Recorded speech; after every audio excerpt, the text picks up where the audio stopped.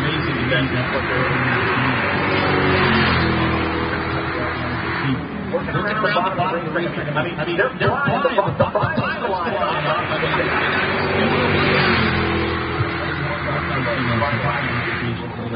That was 65 mile an hour rated final. We're going to There's Ty Braun in the number 6 machine, working for turn 3 and 4. He's got a great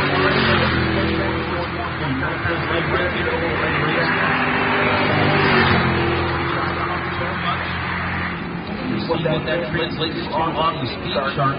He's going to go 7. He's going to jump up to 9th quick. Trying to gain some speed, gain some momentum here in the late going round. We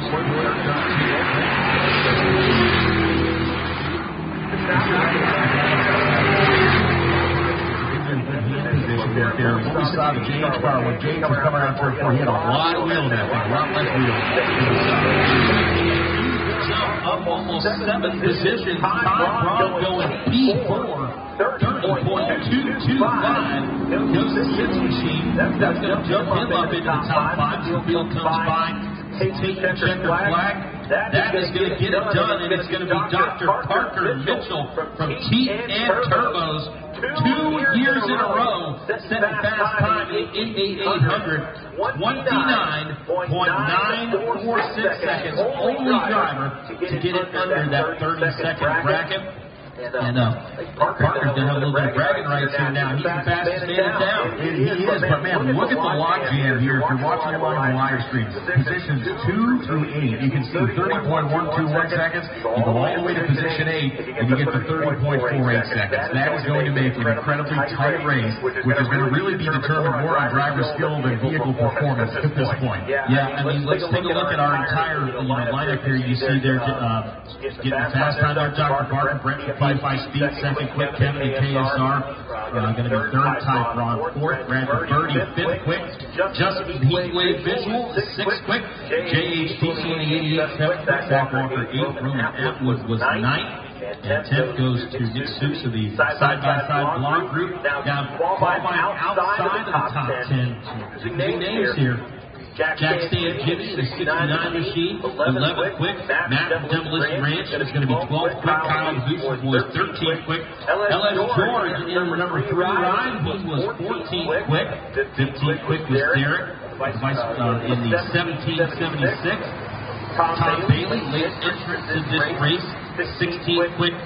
17th quick, the 4 of Cleetus McFarland. What is going on? That is a bit of a shouter. I'll be very honest with you. A bit of a shouter. But again, he ran 31.8 seconds. It is not like he is out there, unfortunately, with Cooper Bugatti. He ran 34 seconds. Yeah, he worked more troublesome now. Yeah, Cooper is going to have some work to do. I mean, the good news for Cooper, he's got 80 laps to try to figure it out. But the chances are, if you're that far off the pace early, you are going to be hoping and praying for early caution if you're that far off of the pace. We're going to see some incredible drone shots here throughout the afternoon. We got to see them yesterday, especially over there at the burnout pad. It was awesome to see those. I mean, able to get right inside of the burnout pad and get some great views, some great shots. We're going to get ready to send it down track side. We're going to send it out. Cleetus, what's going on out there? What happened, man? Listen, I cruised my laps, and it just didn't work out good for me. But they put me on the tail. Oh, there we go. They put me on the tail anyway, so I'll be starting in the back. But guys, today is an inverted field. So the number 1 qualifier, Dr. Parker, starting on the tail, and Cooper Bugatti starting in first. So I'm standing here with the number 1 qualifier and the number 18th qualifier. Let's talk a little bit about our strategies here. Cooper, what was your strategy to get number 18th qualifier? I was kind of just cruising around, looking where the walls are, looking at my tires and the gauges and stuff, and then they were like, all right, pull in. I was like, oh, shoot, it's all over. All right, well, hey, too bad they're racing one of these in a couple of years, so we can't blame them, you know, it happens. And then we got Parker up here with a 29.94, sub 30-second lap. And what'd you do out there, brother? How'd you get in the 20s? Well, I gotta be honest. I think there's something wrong with my car. It's too fast. It must be all the dents that you have on it from crashing into other drivers. It's created a golf ball effect, making it more aerodynamic. All right, so I qualified 17th, and since it's my race and I decided to invert the field, JH is going to say I'm cheating. So I'm going to go ahead and start on the back of the pack regardless, because otherwise JH will call me out. Number 2, who do we got? Brent from PFI. Brent, where are you at? Can he walk up here? It's right here. Oh, Parker's losing his dents out of his roof. All right, Coop, well, you're leading off this race, brother. I mean, that's a high-pressure position to be in. It's weird. I didn't really hope for that. I was kind of hoping to follow somebody fast, but I guess all the fast guys got to follow me. Hey, listen, there's one thing for sure. You can go home and tell your wife that at one point you were leading the Indy 800.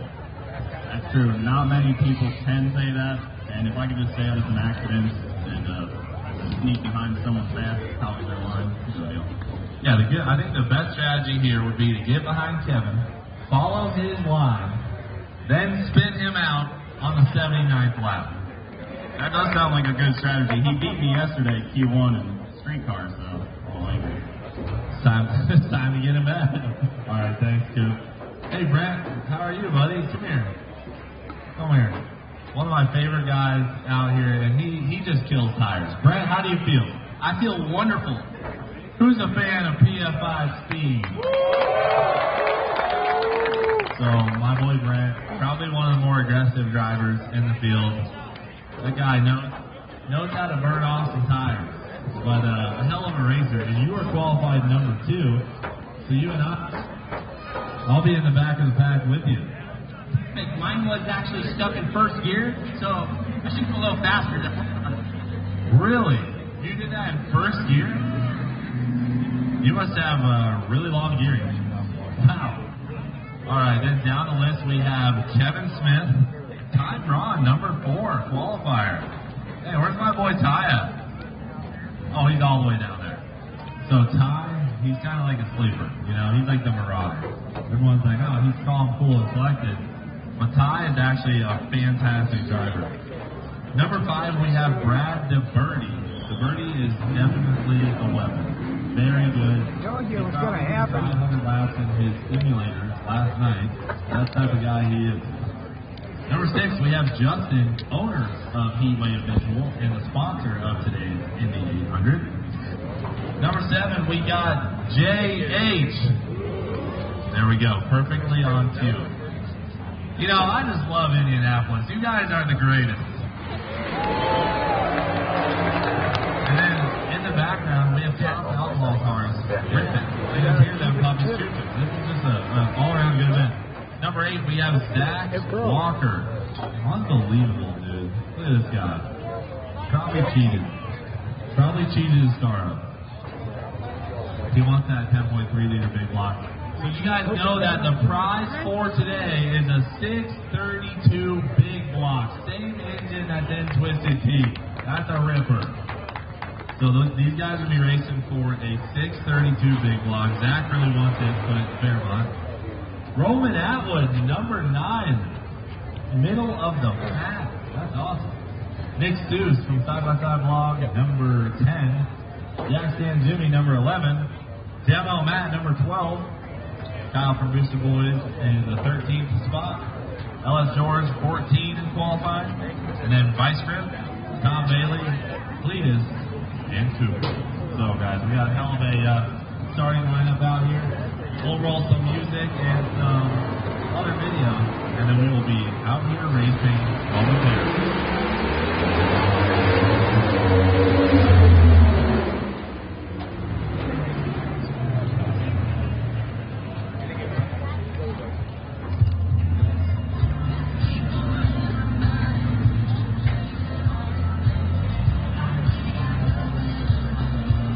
Every now and then you'll hear the nitro cars running on the drag strip right behind us. From various you got a front row seat for all the action down on the burnout path. check out all the action everybody that's watching right now on Cleeter Vision. I mean, did you duck yourself off a little bit? It was lunacy. It was like a coal mine. There's rubber everywhere. It was awesome. No, when we saw everything from 74 Monte Carlos to 72 Monte Carlos, stock cars, F-bodies. I mean, it was a crazy variety of cars per tire. We had broken glass, shattered trees, and the guy unable to lift. I mean, a great job by the cleanup, because there was some serious mess that had to be picked up there yesterday, and they did a fantastic job moving that show along. It's always nice when you get into the night and say, you know what, we got done on time. Exactly. They worked really hard, but the amount of volume of rubber that was left up on that surface is just mind-boggling. The number of tires that exploded. We were shooting shards of rubber into the drag strip. There were fans that didn't crash right there. This guy blew a right into the oil pan in that front. Yeah, we went on to the floor. We don't want to talk about the F1 car at that point. What remains of it is still over in the parking lot over on the other side. Just an awesome event. What a crowd. What an atmosphere. What an environment to be in. And this event continues to get bigger and bigger. The biggest car countdown they've ever had. If you're joining inside the Liberty Wagon came out. The airplane was out there. The speed top was out there. The airplane. This is a BMW that was just blew the whole car apart. I thought that was hands down one of the best performances there. And of course, over there on the drag strip, you got the legend Tony Stewart out there as well. Tony Stewart was in the final today on top of all the running 200 miles an hour repeatedly. The outlaw funny cars put on a great show. And really, there he is. There's Dr. Parker Mitchell getting the crowd fired up. Literally. Yeah, there were flames everywhere. Some looked good, some not so good. Well, Garza, what about Garza yesterday? He's out there. There's Jay Diesel in the gas-powered burnout truck, and he was just slinging his business with her out there. Hey, look, you could have got into the end there with our four-wheel steer industrial forklift. The machine kept all four tires on it. They were worried about possibly turning it over. And unfortunately, a little bit of a story to tell for him. He chose to know job. He chose to know job. That thing halfway on fire. Brent Levenstein, hoisting the trophy because of the work he did. He had the pacer out there, the exhaust comes through the hood, motor sounds great, he tucked the pacer around with great skill. When we come back, we are going to back right here, Indy 800 from Lucas Oil Indianapolis Raceway Park, presented by Wade Visual.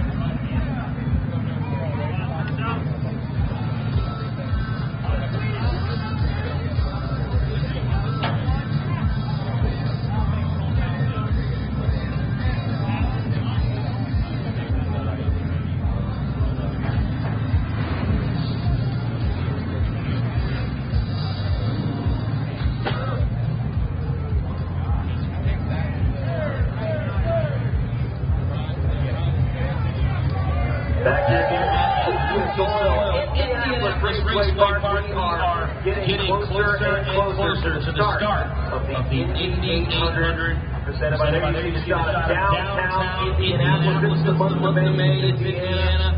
It's what it's meant to be. And we're moments away from getting our pre-race ceremonies underway. Get the field set ready to go here on the front stretch as we're just getting ready to get underway. How about this shout-out? How awesome was Spicy Spence yesterday? The ultimate hype man doing a fantastic job here yesterday. Let's give it up for Spence, everybody. Spence, take it away. All right, you guys ready for the national anthem? Is that right now? Okay, if everybody would please stand and remove your hats.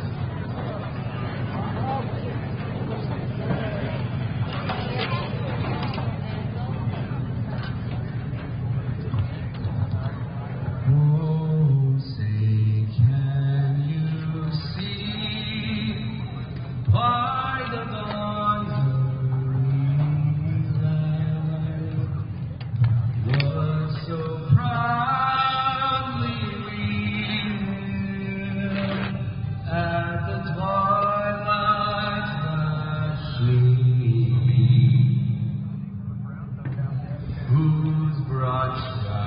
send bright stars through the perilous fight. O'er the ramparts we watched were so gallantly streaming, and the rockets red glare, the bombs bursting in air, gave proof through the night that our flag was still there. Oh, say does that star-spangled banner yet wave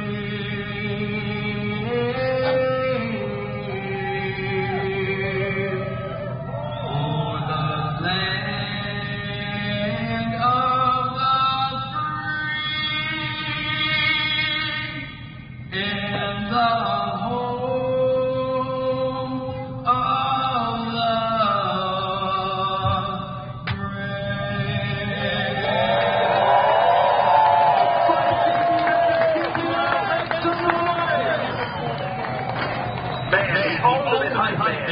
Unbelievable job last night. Unbelievable job today. Spence absolutely setting the mood. And our Christmas prior to the race car, get ready to fire up here. Jacob, what's your honest opinion? How much of maturity will come in this race? You can't win the first lap. You can certainly lose the first lap. But because this is the second time so many drivers have come on to this racetrack, is that maturity level going to allow some of these guys to hang back and take a bit of mistakes? I think so. You're going to see last year's race, the pace was dictated by long green flag runs to start the race, but then we hear all the time auto racing, caution, stack the field back up.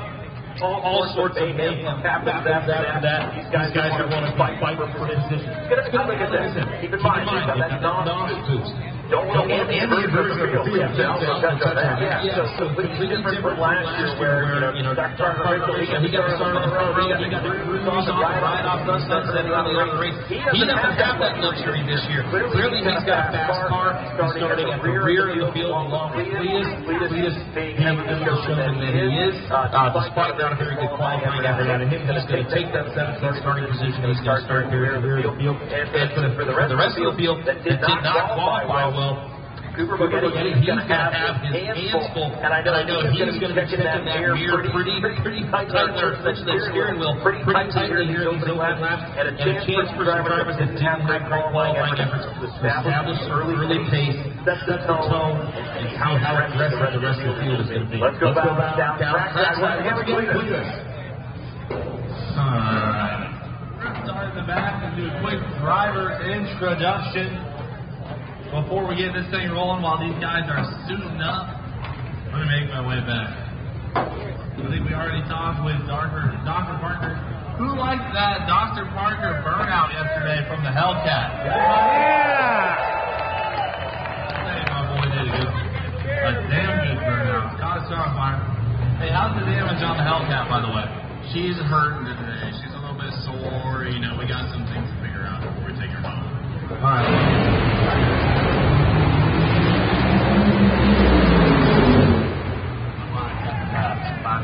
Alright, Parker's in the back. Up next, we already talked to Brent. Who here's a fan of PFI speed? Well, I like to hear. Alright, Brent, good luck. We haven't talked to Kevin yet. Kevin, any strategy out there today? Well, I thought I was going to take it easy at the last race, and then I drove to the front by like lap 30, so I think I'm going to try and take it more easy today. Try to save the car because tire management is very important here. Yeah, did you know that you totaled your other car? They didn't tell me it was total. Actually, somebody else ran into me. It wasn't my fault. Wasn't your fault? Really? I don't know about that. Alright, so Kevin's going to stick with that story, but your strategy today is just manage tires. I think that's my strategy too. Because, I mean, really, it's an 80-lap race. That's a long race. Last 20 laps, it's going to be a big deal. that's when you send it. So, Kevin Smith, who here's a fan of KSR performance? All right, that's what I like to hear. Kevin, good luck out there. Where's my boy Ty at? This guy Ty runs off every time. Oh, is he working? That's smart. Talk to DeBerti real quick. Brad DeBerti, winner of the Bristol 1000. Brad, you got any goals for today? Any strategies? I think it's really going to be about saving tires. You keep hearing everyone talk about it.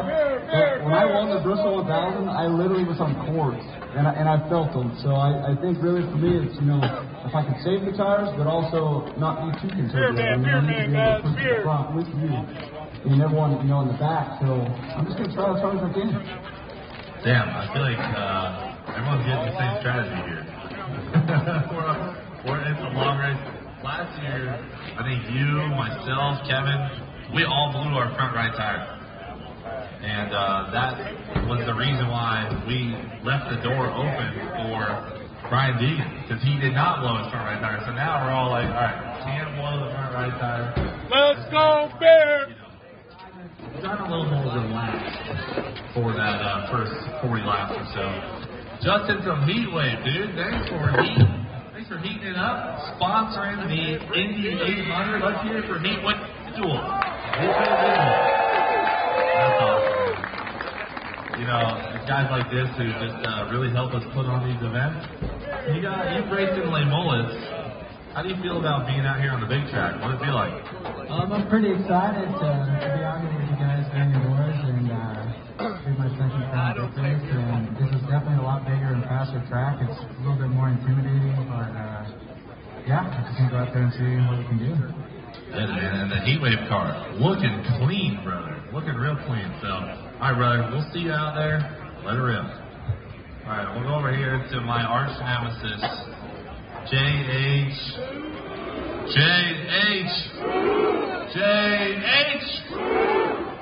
Brother, off a big W in the Burnout Rivals class.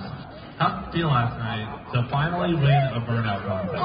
It felt great that I won, but winning the gas are just not a great feeling. But how does JH Diesel win a burnout contest in a gas truck? You found out last night, I guess.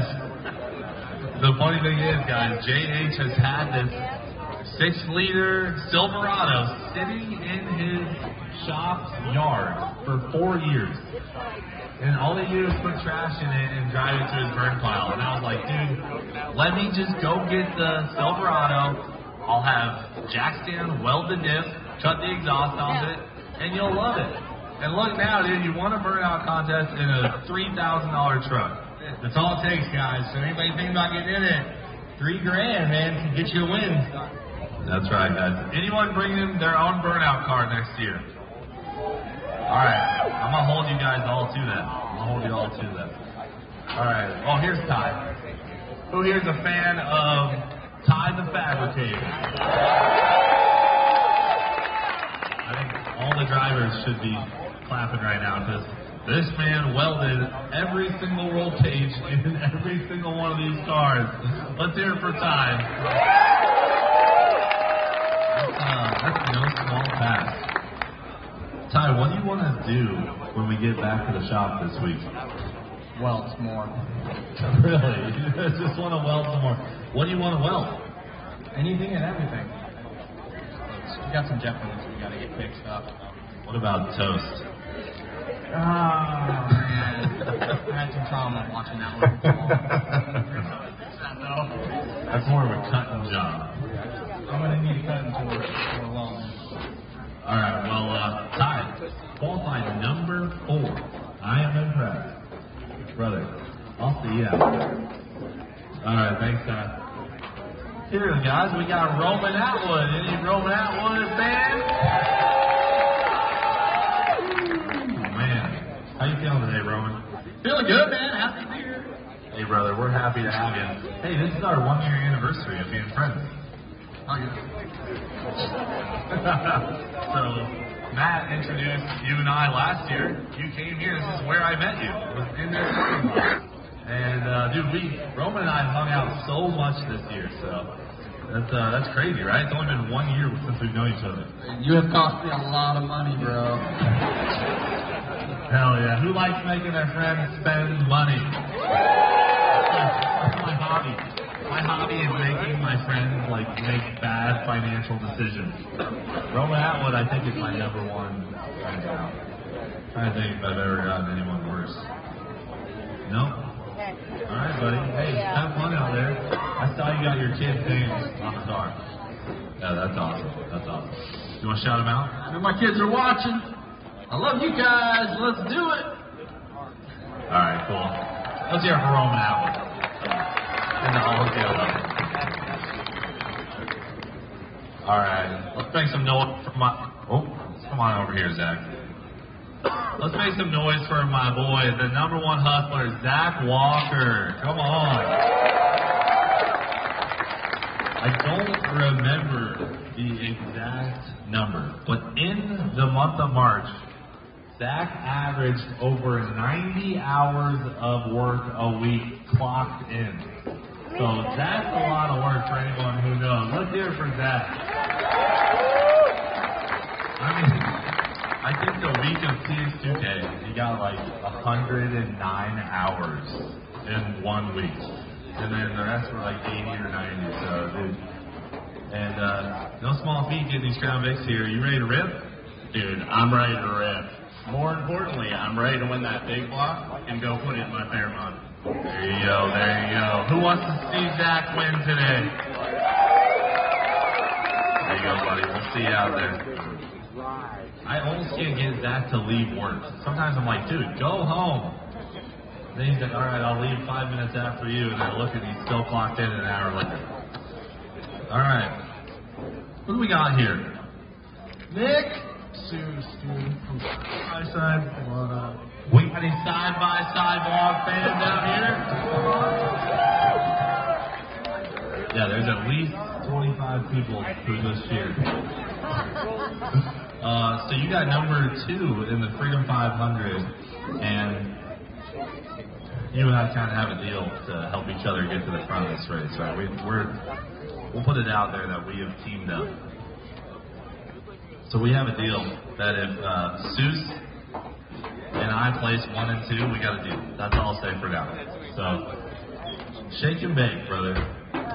Don't forget. Bake it. All right, let's run it one time. Run it one time. Oh. All right, ready? Until tomorrow. Okay. We got another tie on rock, paper, scissors. All right, Jackson Jimmy. Brother, let's hear it for Jackson, guys. Yeah. All right, so Jackson, you're a killer drag racer. We all know Jackson's killer drag racer. I know he's damn good at doing some burnouts. Brother, it's time for you to get a W on the circle track, man. What you got today? What are you doing today? I'm driving hard at the Freedom 500. I got the second fastest last time of the race. Was just getting blocked up. Couldn't pass people clean. Wasn't trying to wreck any cars because I got me a rig for this race season. So I'm going to come out here and put on a show and try to get a dub here in Indy. There you go, guys. Let's hear it for Jackson Jimmy. Our boy. He's got some work to do. Kyle, my boy. Hey, dude, you buy an airplane yet? I have not. This guy's been spending. He sent me maybe 6 listings now, trying to get me a carbon cup, bush plane, get my license. He's really peer pressured me, and it's in the works. Yeah, dude, I've been straight up negotiating on your behalf without any permission. So I got a couple deals I want to talk to you about later this week. Who thinks Kyle needs an airplane? There you go. You heard it here. Got any strategies for today, Kyle? Pretty much the same strategy as always.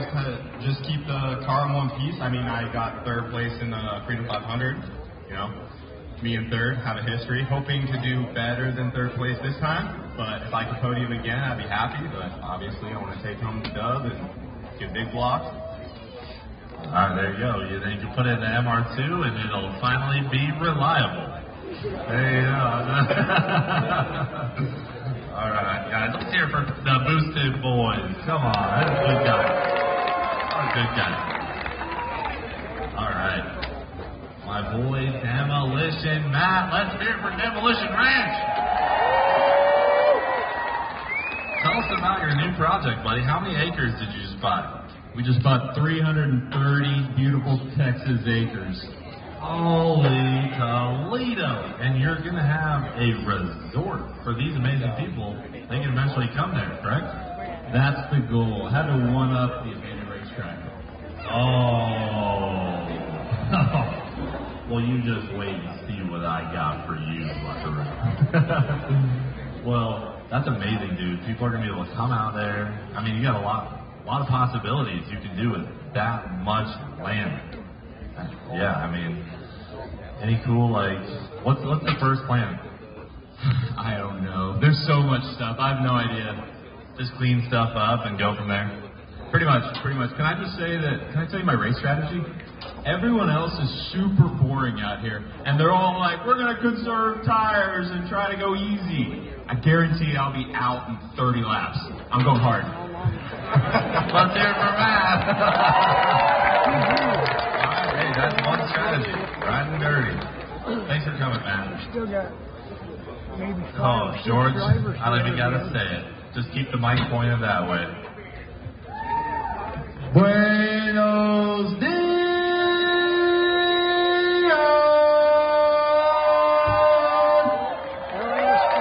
Baby, we're out here to win today. Just like that, I ain't going easy, I ain't going soft, I ain't blowing a tire yet, and I ain't trying to start today. We're going to get up front. We already are up front. We're going to stay up front. And you just better hope you can catch up. Because it didn't work last time. All right, who here's a fan of George and the Blazer? Yeah, that's what I like to hear, brother. Are you ready? I'm ready. All right, man. My boy George, dude, your car looks good. This is the same one from the 500? Oh, yeah, that's right. You didn't race the 500. The guy was in Key West. Unbelievable. Hey, you want to say hi to your wife? Yeah, I'd love to. Hey, guys, wife and kids are at home. Love you guys. Wish you luck. I'll be coming home with a big block, baby. Hey, friendly reminder to all the dads and husbands here. Mother's Day is next week. Can't say it enough. Don't miss that. My boy Derek, how are you feeling? Who here's a Vice Grip fan? Yeah. So Derek, your foot is doing better, huh? It's a lot better. Yeah, thanks for all the work you guys put in these cars, made them safer. Appreciate it. Hey, brother, we're trying. I mean, it's like we did this triple door bar roll cage, and then we were melting feet. It's like one thing after the next. But I think now, thanks to you connecting us with DEI, we now have some heat protection. So hopefully it will not melt your foot. Yeah, I think these cars are absolutely dialed. Give me 5 laps, I'll be up front. 5 laps, and Derek will be in the front, guys. We'll see. Oh, you got the heel protector on? Smart. Look at that. DEI gave us these heel protectors. I might throw one on, too. All right. And then up here, Tom Bailey. Let's hear it for Tom Bailey, guys. Yeah. Sick magazine. I gotta say this, Tom, even though you're hating for it. This is the oldest guy in the race today. But he's also the fastest. All right, so Tom Bailey, last minute entry. We brought this car for Tony Stewart, but he couldn't do it for insurance reasons. And you're like, hey, let me get that car.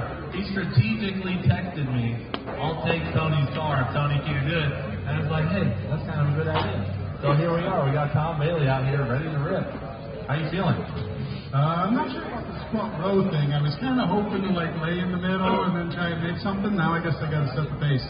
Yeah, that's the beauty of the inverted field is you just get thrown into the mix of it. And got to give a thanks to my boy Tom Bailey. Without his car strategically parked in that Colorado parking lot, whatever, 7 years ago, Cleetus McFarland may not be a thing. So big thanks to Tom Bailey for making this all possible. You ever think about that? Like, my whole career stemmed from one video, right? And what if you broke a valve spring that day and didn't make it to that parking lot, right? And your car wasn't there? Like, what would I be doing now? What would we all be doing right now? Isn't that crazy? Yeah, the whole world would have been different. Like, we're not sure what that alternate reality would look like, but I'm kind of good with the one we're in. I'm good with it too, brother. Are you guys good with it?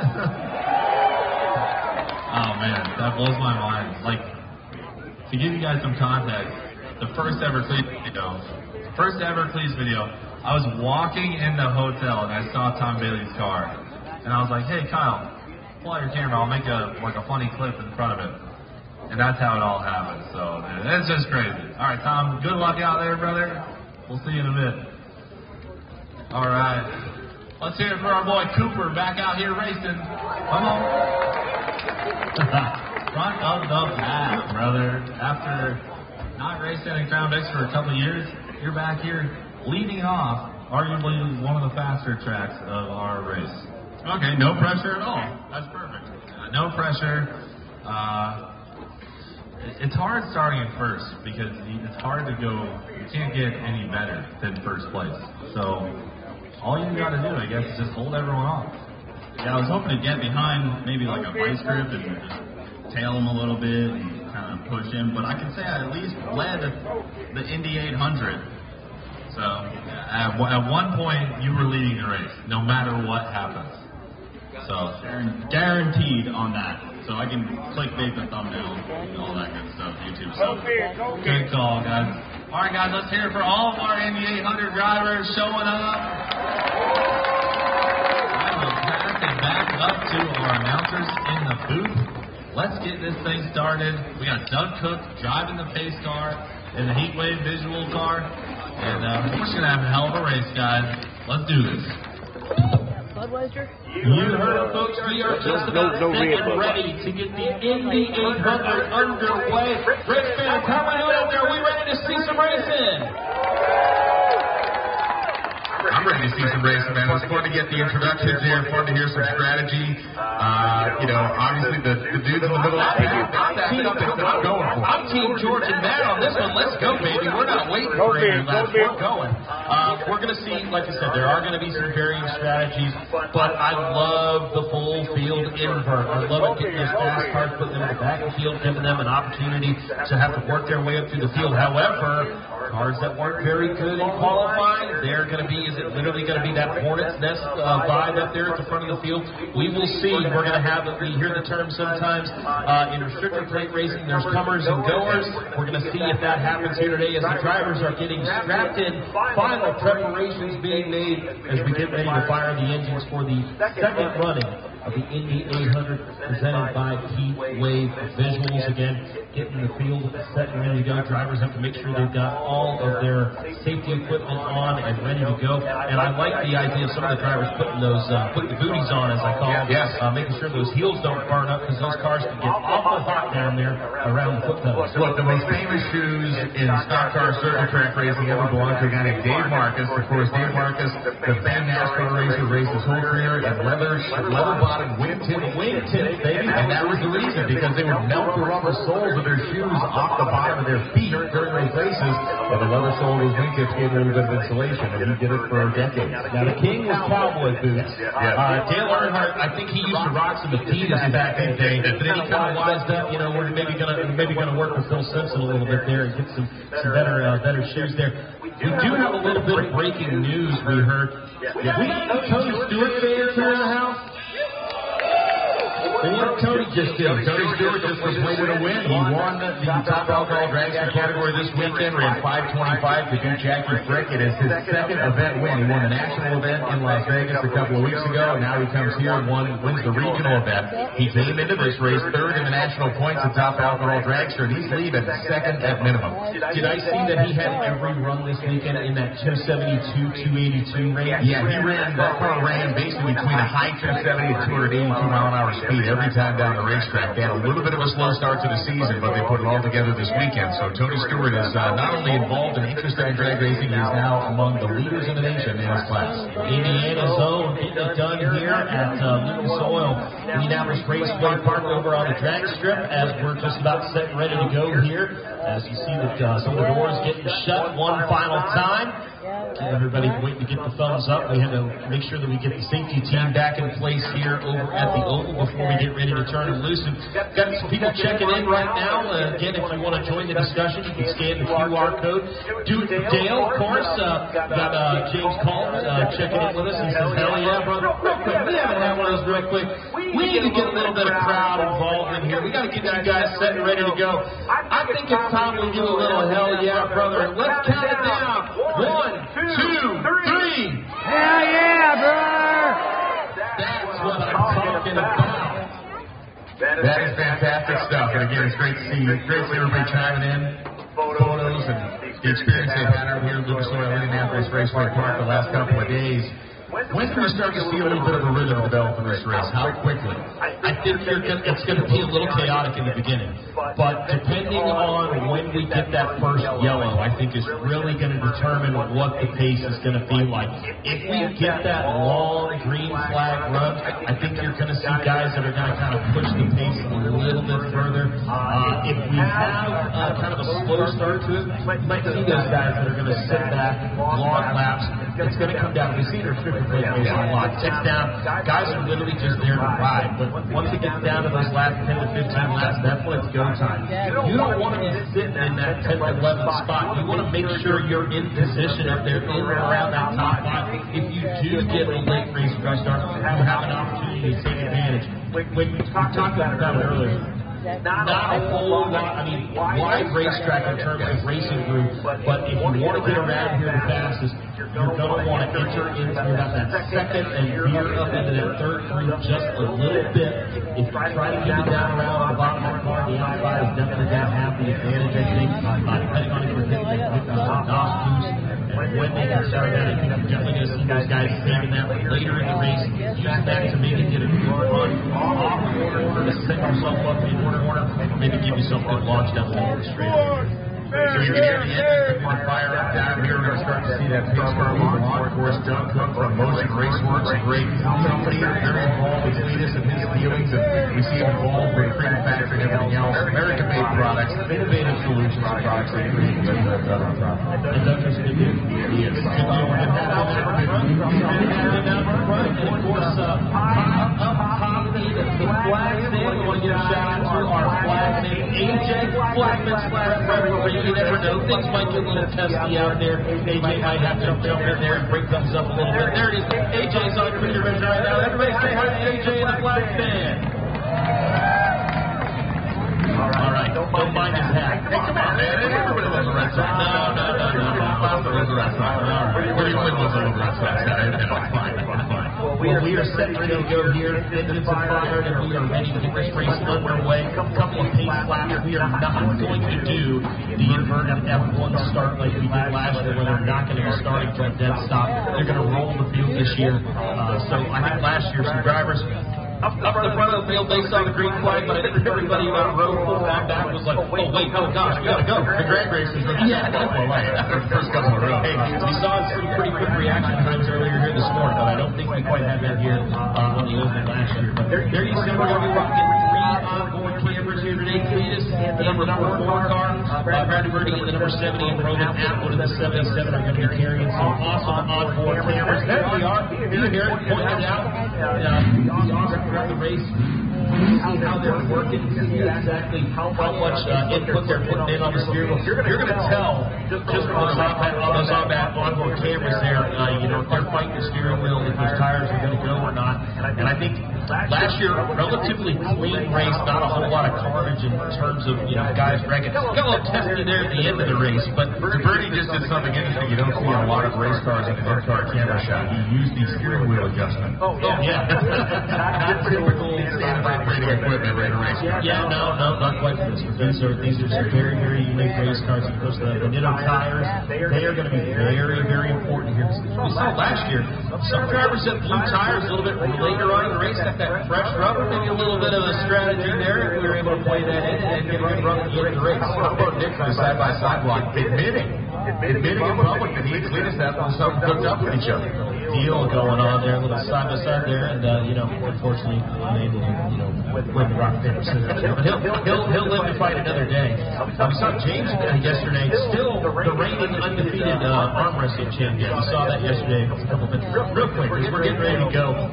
How awesome is this crew? How great is it to be with these people? These guys are rock stars.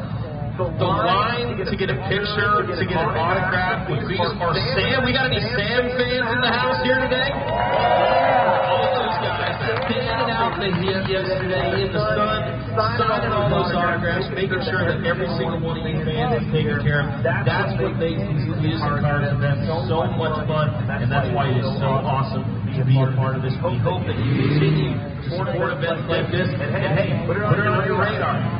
Bristol's coming up later this year, and if you haven't made your plan, join us.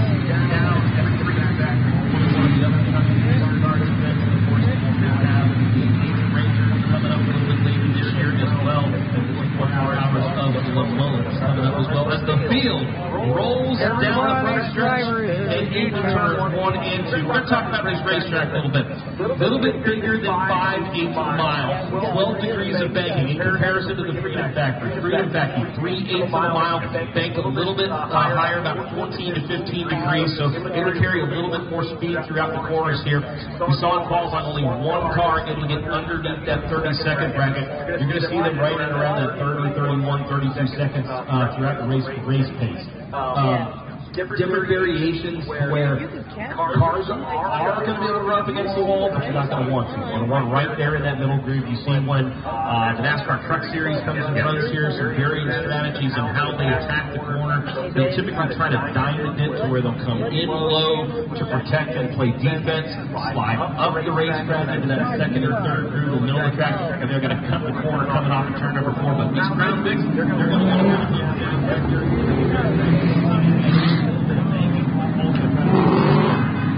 the drivers all waving their grandstand as they make it the other class.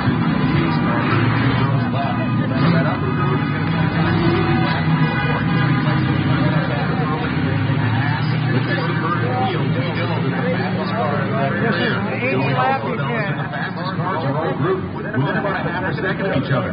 So the interplay between just those cars really having to work together a little bit to get themselves around cars that are relatively slower, there's going to be multiple storylines playing themselves out on this racetrack at the same time. And we heard from several of the drivers that they want to kind of go aggressively earlier than they're starting up at the front of the field, but they've got some drivers ahead of them that were a little bit off the pace in qualifying. I'm curious to see how those first 3 rows react here on this initial start and what's going to happen to the cars at the tail end of the field, because if all heck is breaking loose up front, you're not going to want to be in the middle of that hornet's nest. Absolutely not. Great drone shot here as we follow the field around turns 3 and 4.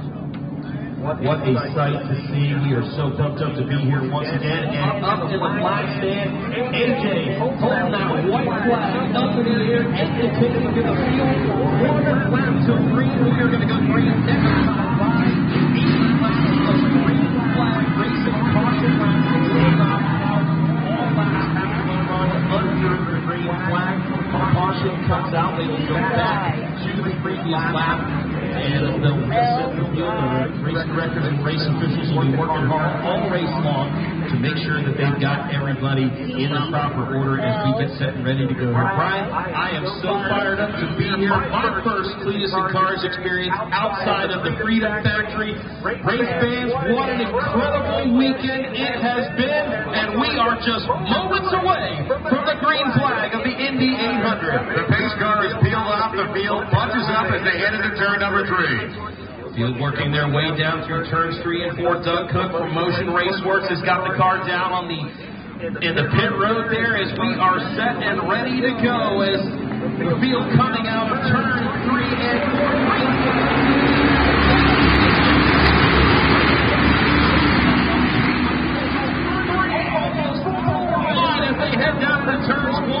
for the first time, and Tom Bailey is going to jump to the early race lead. They go side by side behind him for second. The 1776 of Derek from Vice Grip Garage, and of course here comes the number 3 LS George on the outside. Look at that chaos mid-pack. Cars diving all over the place. The fact that Bailey escaped that free wide situation may have been more things of self-preservation.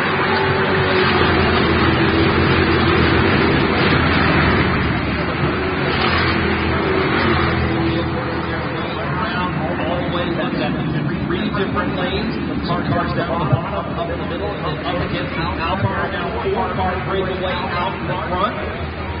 Here you see our race leader, the number 14. George has a decent run on Bailey here, coming out from turn number 4 at 90.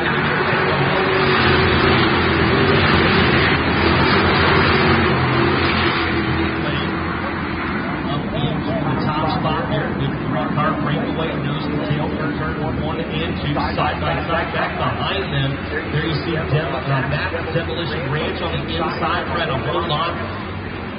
And again, that bottom groove is just too flat down there. You just can't carry the speed, can't carry the momentum like the heat.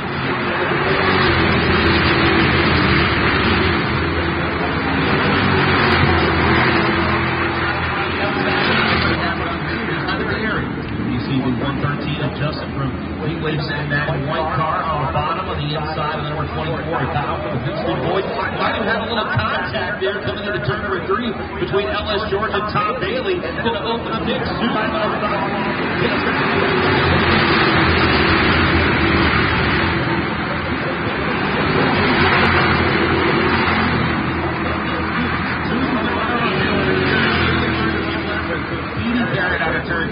Literally slingshot and past the first cars in front of him by the time he got to turn 1 and 2. Yeah, so much for that deal. But he's checked out and he is long gone. But here comes the 3 of LS George on the outside. Making his way around the top.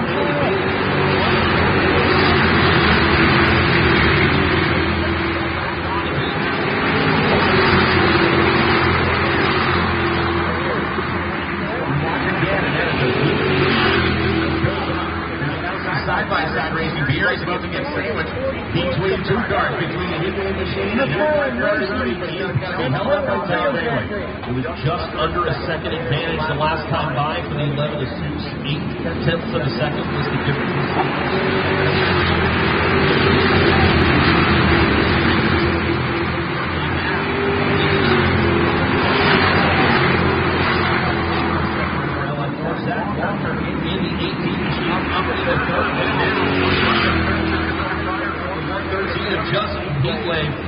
What battle, and oh no, horns are up, and here he comes, Brad DeBerti in the number 70, looking to go 3 wide down the middle of the racetrack. That hole's going to close pretty quickly, and he's going to settle back in line.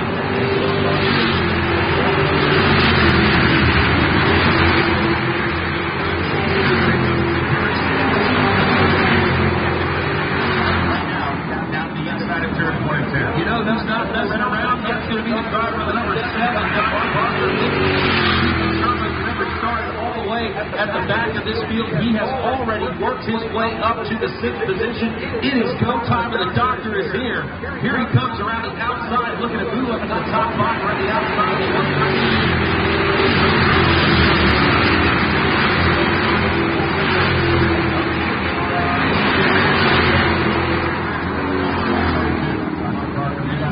Crossover at that time, coming in and turn number 1, trying to make it stick. Everybody will be back in the single file.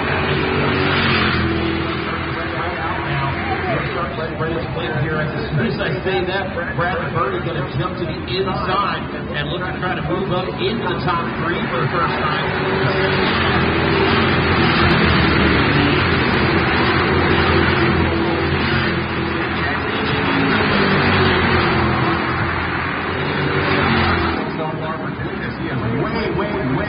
Off the lead here, he's effectively a half lap down as we continue to pile him up here. No contact. What a start for the 70 of Brad DeBerti as we're going to come by this time to put the 8 laps on the scoreboard.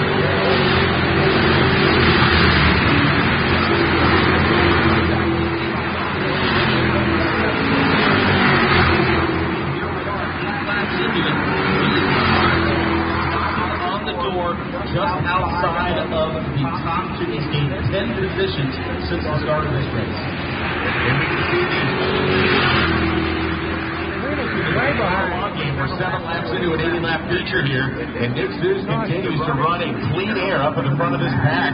It's almost like he's throttling the car back a little bit, or there's a problem. I mean, the man is literally slowing on the front straight. Got a yellow flag coming out, first caution on the speedway, and I tell you what a disappointing start if you're way off the pace of this one early. I mean, we're talking multiple, almost half a lap down here to start the race. Be curious to see if Cleetus takes that 4 car to the pit area to maybe check things out. Yeah, it's got a couple cylinders now.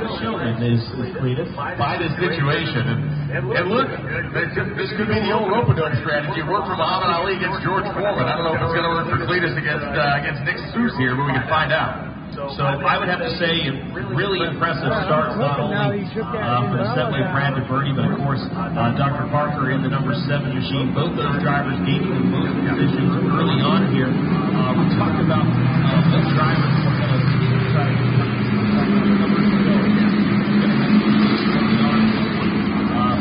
looking like a little bit of a run start to set up for running after the start in the middle. He's falling way off the pace there, so now he'll get a chance to kind of regroup and catch back up with the field. As the field now tagging up with Doug Cook in the Motion Raceworks pace car. We talked about that race pace. We talked about the leading qualified car, Dr. Parker, down at 29 seconds to change. The race pace amongst our leaders is not far off of that, right? Just a shade over 30 seconds, 30.4, 30.5 seconds. And that speaks to me as pretty clean racing so far. Yeah, no, everybody kind of minding their P's and Q's. A couple guys getting a little crazy there, a little 3-wide, 4-wide action, but you're going to see that, especially on restarts. And now, as the field gets to bunch back up again, I talked earlier, last year, much longer green flag run to start the race. Last year, how aggressive are the drivers going to be here as we get ready to go back to green here in just a few laps? I think we're starting to kind of sort out some time scoring issues. Several older drivers that got ran on that race on. Every time you have to give us an opportunity. If I was on the first of the track, that would be definitely a wreck.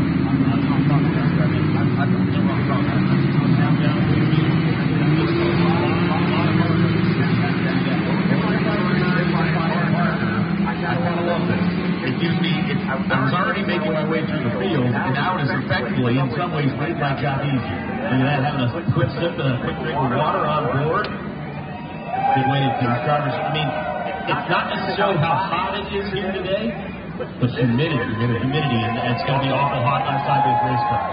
Pace car is off for turn 3. The pace car is off, and we are ready to go back to green. 10 laps in, 70 laps to go in this one. LS George going to restart on the bottom. Nick Zeus was elected to the outside, which I think you're going to see on a majority of the restarts here today.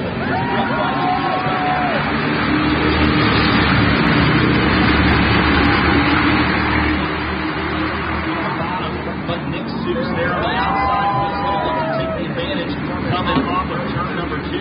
And that orange number 11 is going to grab the race lead. Here comes on the outside there. That looks like the 18, Zach Walker trying to make the move. And grab the 30. Horns up on the bottom, looking for second. We're not seeing the whole line. Texas one of these up there. We got a little bit of contact here. Little bit of contact.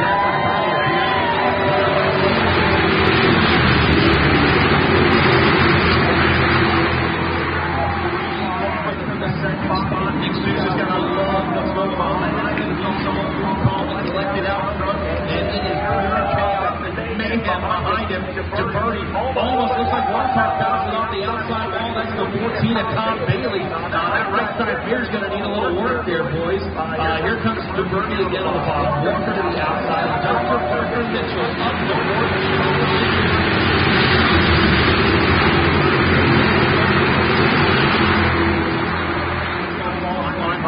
In the pre-race conversation we had, we talked about the danger of committing ourselves out a little early, and that is exactly what's happened to LS George. He's now dropped back to the 6th position. He was almost leading this race 2 laps ago. Here comes the 7 of Dr. Parker Mitchell looking to take their heat. Looking at a couple of these cars, it looks like they've already got a little bit of damage.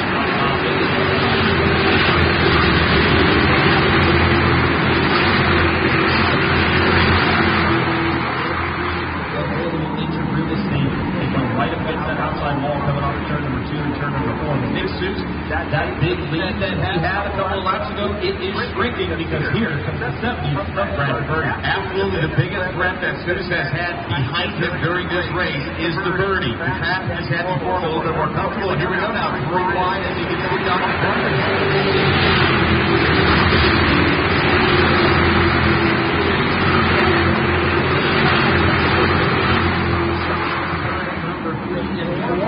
And looks like everybody trying to gather things up and straighten things out. Roman Allen on a little bit of a resurgence here in this run. He's got things figured out. Bailey is going for it. There is no doubt about that. He is in full send mode in that number 14 machine on the outside, trying to work his way around the Indy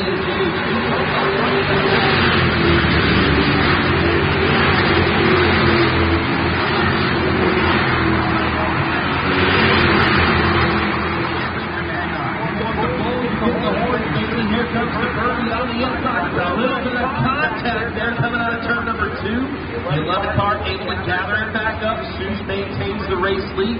The birdie going to have to try to gather things back up again. And meanwhile, while he's battling Seuss, now he's got to worry about the number 7 car.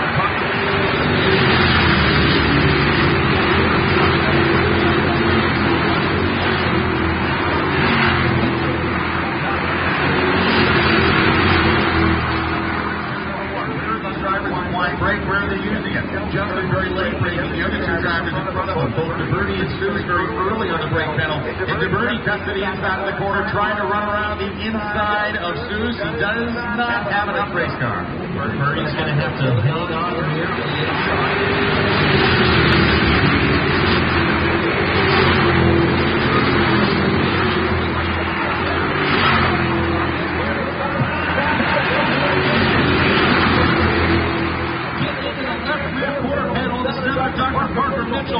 Great save by Dr. Parker Mitchell as Justin from Heatwave is going to be dropping back. It looks like he's going back to about the 7th position now. Great job by both drivers to save that. Ironic that the man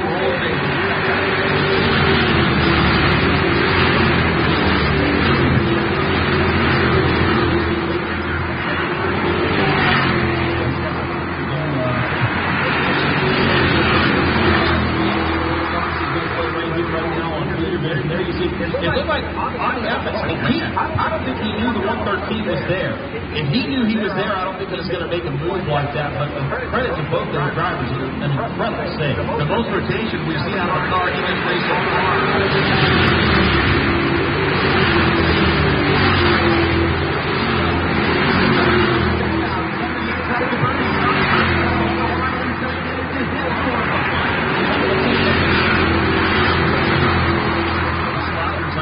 job trying to go get as much momentum on the inside as they can, try to slide up, but man, with these big crown Vics, you're not going to be able to pull that off. Dr. Parker Mitchell again down on the inside. You're watching live onboard camera here with Brad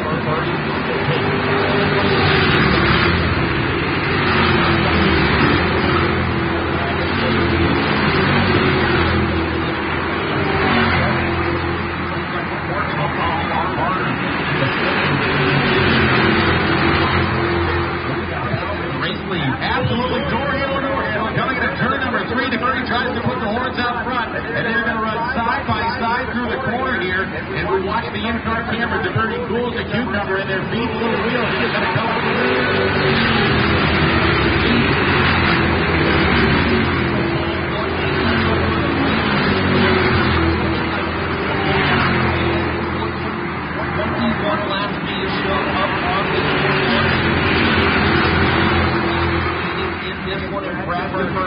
inches ahead, slides in front of the 11 Nick Seuss, but can he complete the pass? Can he take the race lead? Yes, he can. New race leader, the 7th.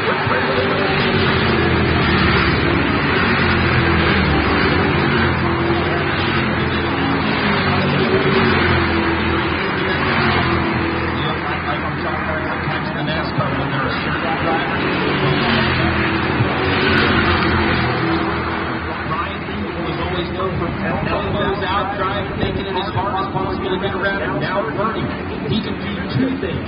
He can dictate the pace of this race. He can put this race car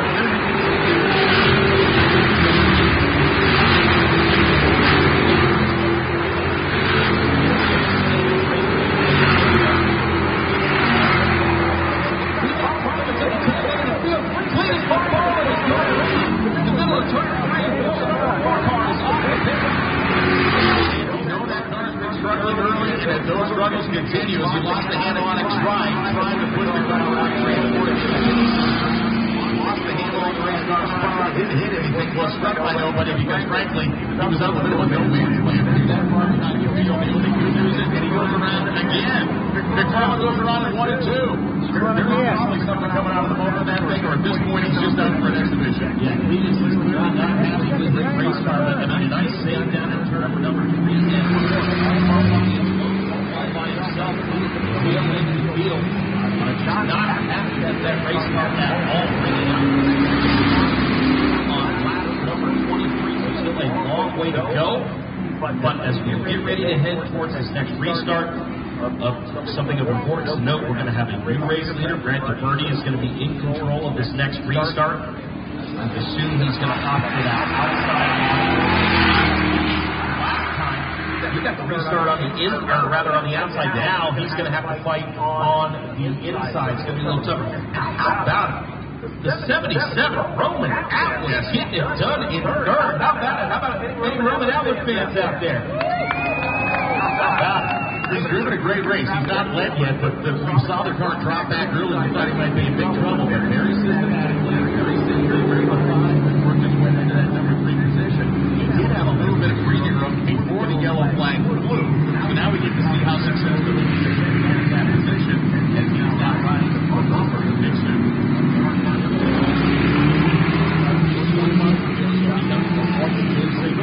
You have a little concern on Mitchell's side. I mean, as fast as he's been, we've watched him throw that car around. There's no quicker way to kill the tires on one of these things. It's like running across a cheese grater sliding through these corners. Yeah, I think if you're the 7 machine, you're going to have to go into this next run. Okay, I've been pretty aggressive earlier. I'm up in the front of the field right where I need to be. Mainly right now, we just need to work on playing a little defense, maintain a top 5 position. Right there, you got also to his outside.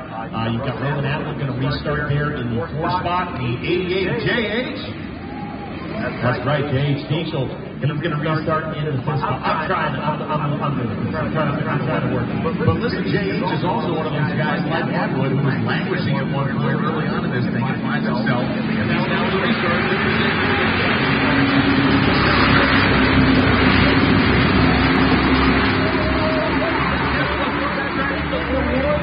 Can they try to get back down to 3 wide? This is going to be amazing. It's going to make their way all the way to the corner. Tom Bailey right on the outside of the wall. There he is. Oh, yeah. Look at that.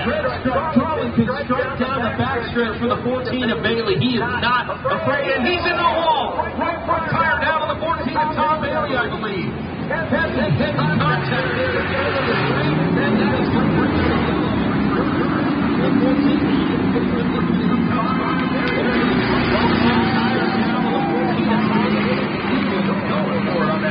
He came out 1 and 2, millimeters away from the wall, and he was right on the steering wheel. And it was like a thing of full rudder, and it was not going anywhere but right. He gets in and broadside. Oh, they're going to make the pit. He's going to make a desperation turn into the pit entrance, which I'm not sure where he's trying to enter the pit from, but it's not the standardized location.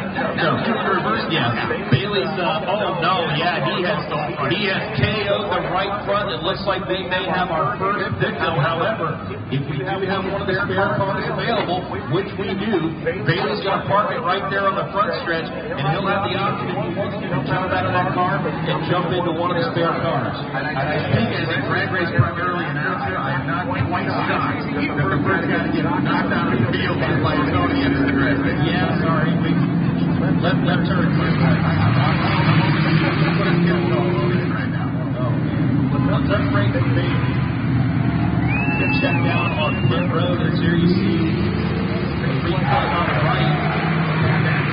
Randy wanted it up there as well, so he had a handful of steering wheel trying to hang on to that thing. They're checking over the car, curious to see if Tom is jumping out into another car. Yeah, this is we see now in the replay. This is one in front end, probably a ball. Looks like the ball joint totally gave out on that front straight. You saw the front wheel lock up, and then he got uber creative in getting into the pit area. Great shot down here on pit lane, and clearly killed the ball joint and blower control arm. Yeah, she's that one's done. We normally say toe length if we're talking about the next Yeah, no. Well, there's no toe links here. They don't bolt the frame together. Don't get me started. Yeah, he's getting a backup car. So now, look at that quick work. Little can of spray paint. We've got a number 14 again. Bada bing. Just that easy. It's like a cooking show. It's like you take it and put it in the oven for an hour and it's done. Well, wreck your car. Here's another one. Well, we didn't have to set it and forget it or anything like that. But we are ready to go here. They're going to just make a couple of adjustments. They want to make sure that we get Tom's steering wheel in the picture. Nice white red numbers for the announcers. Thank you. Fantastic. I think Leslie's going into the camouflage. Into the field. Now, Tom has certainly left his mark on Williams Oil Indianapolis Raceway Park. You can see it coming out of turn number 2. A nice red streak, we call it. Listen, you want to get up against the wall as you're coming out of the corner here, but this is not Darlington. You do not want to be right up there, inches away from the wall. Or last year, I mean, good Lord, I saw Todd Larson rip around the outside line at Homestead for about 300 laps, and you got 5 inches off the wall for most of the race. But anyways, we talked about renaming the pond here in the infield to the Deegan. Yeah, what do you think? Yeah, you win the first one, you get the pond, right? And now we got Bailey turn 2. Yeah, Bailey has left his mark there. Now, he's a different color car now. He'll have an opportunity. No, see, this is we're showing it here. That's the temporary pond that is formed from all of the crazy rain that we had here last night. And there we go. That's Deegan. That is Lake Deegan. Carrying all 6 gallons of it. But hey, what a job by crew, not only on the drag strip side, but over here to get this facility race ready. There were folks here early in the morning to make sure that the track was going to be top shape. They weren't here with cars and out this track. That was almost the car. As Tom Bailey gets strapped in, they're making some adjustments to the steering wheel, or rather his helmet. I believe we were putting the Yacht Rock channel on the radio. Yeah, Tom, it is. With Christopher Frost and Doobie Brothers, all something to bring the heart rate down a little bit. Take me away. So he's got to make sure that he's good to go before we turn things loose again here. The field has formed up, double file formation. Brad Purdy. I like this.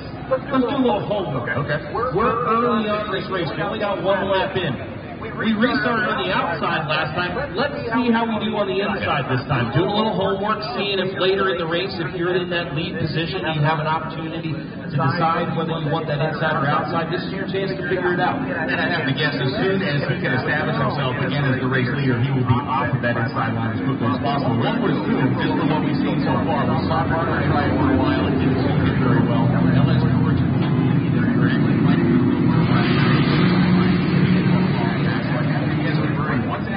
himself, gives himself a little racing room to find his way out. Passed up the start-finish line that last time. DJ had the white flag in hand, displaying that the field is getting a one-to-go signal. Because he made a deal with somebody else. If they can finish first and second, the deal's on. See if that would get a little aggressive. Yeah, let him know, hey brother, I'm here, I'm ready to go. Yeah. All right, Tom Bailey has got his car fired, and he is headed back out onto the speedway, so still going to have 18-pound decks out there. So it looks like still got 1 spare car down there. If another driver has an issue, they'll still have an opportunity to jump behind the wheel of that other spare car down there. But if there's a multi-car accident, somebody is going to be on the short end of that. Spare cars like potato chips, never have just one. You're going to have spare cars, especially in this style of competition that needs to be multiple. It's a Nick Stubbs on the outside, and that orange 11, Brad Purdy on the inside. Purdy will be the control car here. Who's the first to fire? And he'll finish.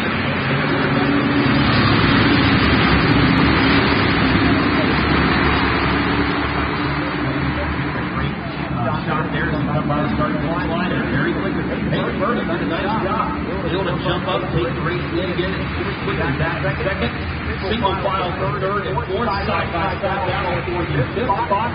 Haven't talked about this guy a whole lot today. Here comes Kevin KSR moving up, trying to work into the top 5.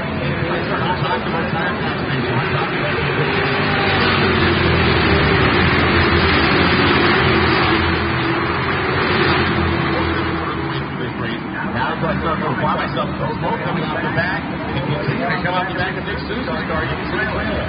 2 cars possibly overheating or potentially getting tire right front, maybe for some earlier contact. Going back to Kevin Smith, this is a guy, oh, it looks like he made that right front. Is something is seriously going wrong in that 11 machine.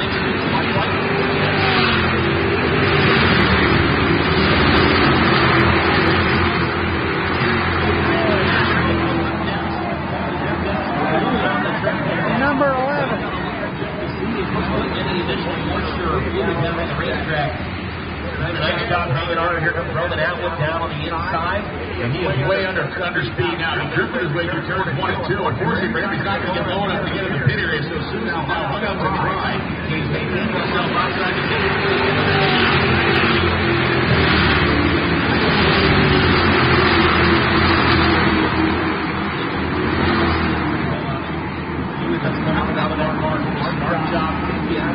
Inside the racetrack, out on the way, but trying to finish second in this event was trying to improve one position further this year. Did they not offer a great start in that 11 car? Slowed on the backstretch and off the pace.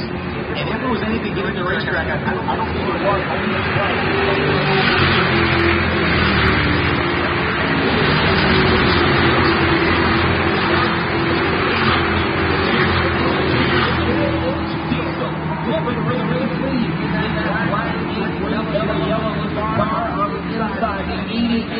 Trying to get it done. The 70 out in front there at the end of the backstretch. The 88 breaks even and gets inches ahead here through the middle of the corner. We'll see if they make any contact coming on the outside.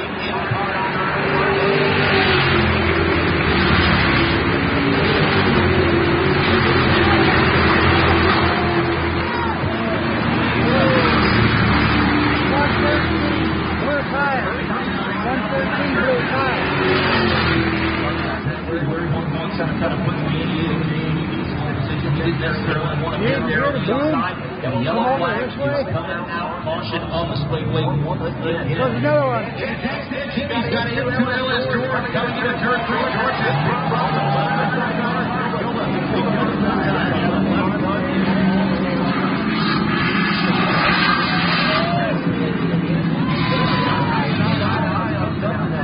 That looked like it tore the whole rim in half.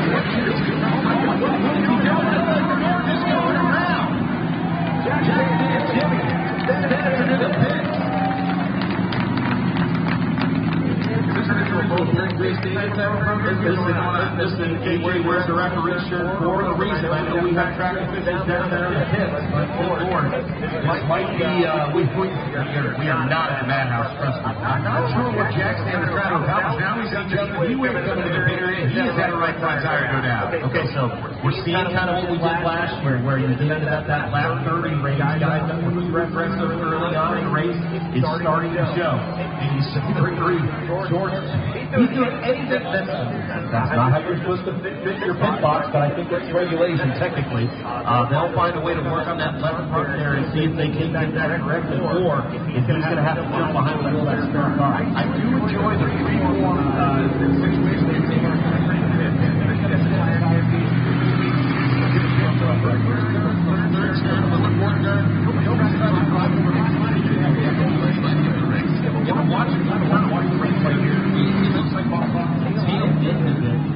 And then that continued on down the front stretch. It started like coming into turn number 3, and it took it all the way to pit road. It really did. I think Jimmy was going to pass Jimmy was going to pass Ellis George on the inside to get to the pit first, but he had to push him around the corner. So tough break. There's a lot of cars down on pit road right now. Looks like a very, very busy place. All right, we've got it. Looks like we have a driver change, or a car change rather. I believe that Nick Suits down there. Looks like Nick Suits. Yeah, he's got the orange fire suit on. That looks like Nick Suits down there. So still paying attention to the 69 of Jackson and Jimmy. And he is removing his he is unfortunately going to be the first out because there are no additional spares left. And it has just been a tough break for Jackson. Earlier, kind of go back to the track record. He was really trying to turn the corner here, and it looks like Ellis George has climbed out of his car as well. So George is out. Jimmy is out. Jimmy's initials will be DNF when it comes to the series because he has been stacking them up. Unfortunately, yeah, DNF. He'd go back to the 2023 500, 14th at the Mullet, the DNF again at the Freedom Factory. I don't want to bring it up, but I believe this is going to be his fifth career DNF in the Cleetus McFarland racing series or events, if you want to call it that. So tough break for him. LS George out of the car as well. Spence is down there. I don't know, Spence, if you got a microphone, you want to get a word with some of the drivers down there? Yeah, absolutely. I'm down here in the pits with Jackson and George. Jackson, what happened? We can't see any damage to your car, but you said it's not running right. So you told me my tires are good, so I was looking back around on my motor and just first I can see the tire on panel. Rather not tear the car up anymore than it is. What happened? Was there contact between you and LS George? Yeah, they threw the caution in the front of the pack and started to slow down. Right side of me, I slowed down and he made a knock like he's going to pass me, not knowing what he's talking. And his car out to my car. Yeah, I can see the damage. Come over here. Let's get a close-up view of George's car. You broke many items on the front here, and you took the tire right off the rim. Yeah, I was, you can see where Jack Stan's tire was right here, and I guess when I was coming around him, it busted his tire out and then sent him right up into me. Took my car out, so here we are. Yeah, you were doing great throughout the race, George. Good job. Unfortunately, it didn't hold up for you. Put your hands together for Jack Stan and George. Tom Bailey, who's probably thinking he's going to finish on the bottom of the sheet, is thinking my fortunes have changed. What a tough race. I know for George, he had such high hopes coming into this race. Same thing for Jimmy. They're looking to try that better, previous run. And it looks like they're going to roll the one now. Only let the car back behind the wall as they're trying to get it down on our way. And they got another left car down here. It's fired up. They'll take the original and let our car back behind the wall. Good news is, we just got the one to go signal. We're getting ready to go back to green. 28 laps completed, 52 laps to go. So a long way to go in this Indy 800. PFI Brent has made his way close to the front of the field as well. He'll be behind Roman Atwood on the restart, but that's another car. Remember, very early on in the race, he was in Nowheresville, and now he's right back into the thick of things.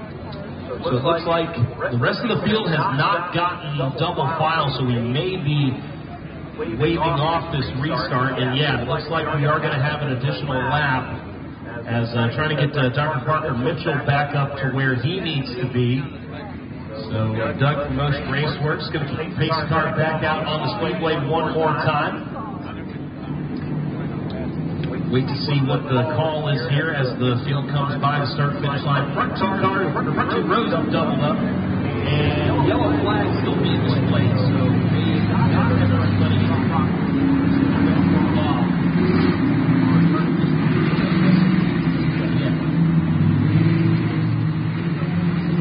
looks like they're working down there in the pits. Are they maybe trying to get that green back up and running again? Yeah. It does look like they're practicing on down there. They get the jack underneath it, they're running the one outside. They're going to slap the tire on it, maybe see what happens. I know Spence is down there checking things out. Spence, what are they working on down there? They are actually just practicing their high-speed tire changes. They can move the car. Like I said before, things are in fact broken to a degree that are unrepairable. But this is going to help us clear pit lane. So if any drivers come in blown tire and things we can fix. But these guys, practice makes perfect. I'm very proud of them. But my eyesight isn't the greatest. That does not look like the Wood brothers down there pitting that car. I'll tell you what, that Tyron looks like it was made out of bucatini, the shape of spaghetti. All right. Reset. 28 complete. 52 to go.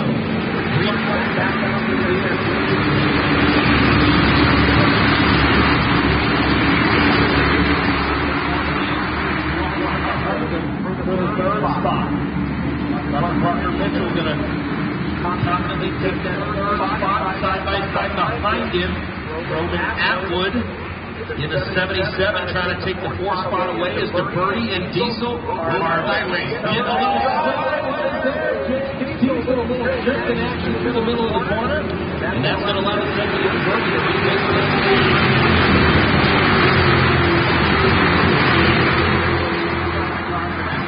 And then he popped, and it is exactly what he did. Right, so PFI speed up into the top 5. Like I saw in the tire split one of our top 5 competitors, side by side for the 6th and, or rather the 7th and 8th position. Justin from Heat Wave on the inside of the 113 car, kind of working his way back up.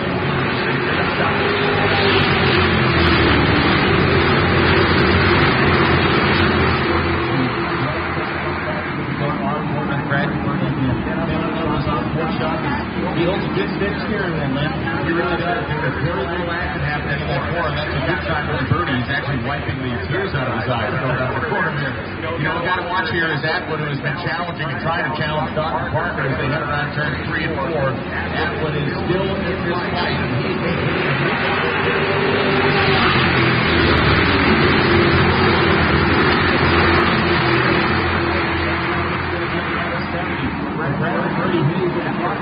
He knows exactly where to put his race car, and he knows that that's the preferred line, that's the way you want to get around the Indianapolis Raceway Park, and he's making J.H. Diesel overwork that race car for sure. If you're diverting, how do you maintain a position that keeps you in the lead, but also keeps you out of trouble?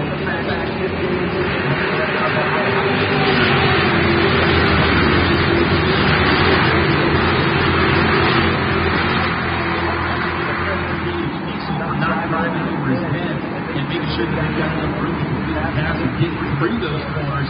J.H. Diesel now trying to, reset, maybe try to come up with a new strategy here, but while they've been battling side by side, that's now allowed the 77 Roman Atwood to close it in. How about Roman? What a showing out of that 77 machine here this afternoon.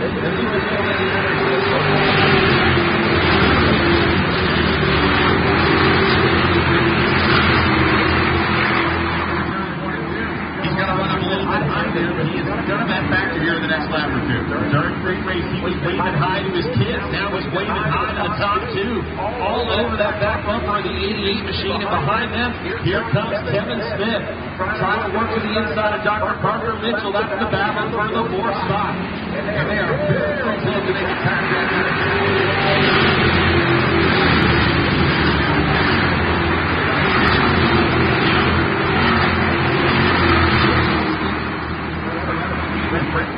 PFI speed right there just outside of the top 5. And now with pressure now coming from the 113, it's just heat-wave visuals. Roman Atwood showing a lot of self-control here. He could have come in and given a rear contact to J.H. Diesel, but he didn't. He carried a lot more speed.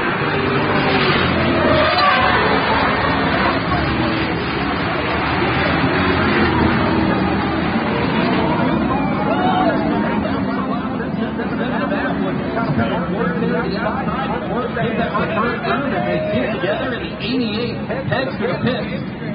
And could this be the end of the day for J.H. Diesel? He's making a left turn, so obviously you cannot see the passenger side of the car. The way it is sitting, he killed the right front. The right front is 100% flopping around like a fish in the front of that car. And you can watch him.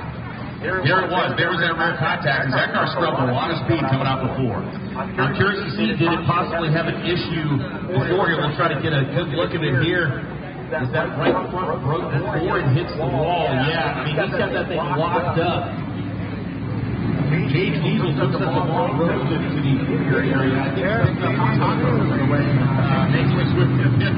We see these guys come the corner and jump in, but he took the long way around. Our cars go down on the pit road.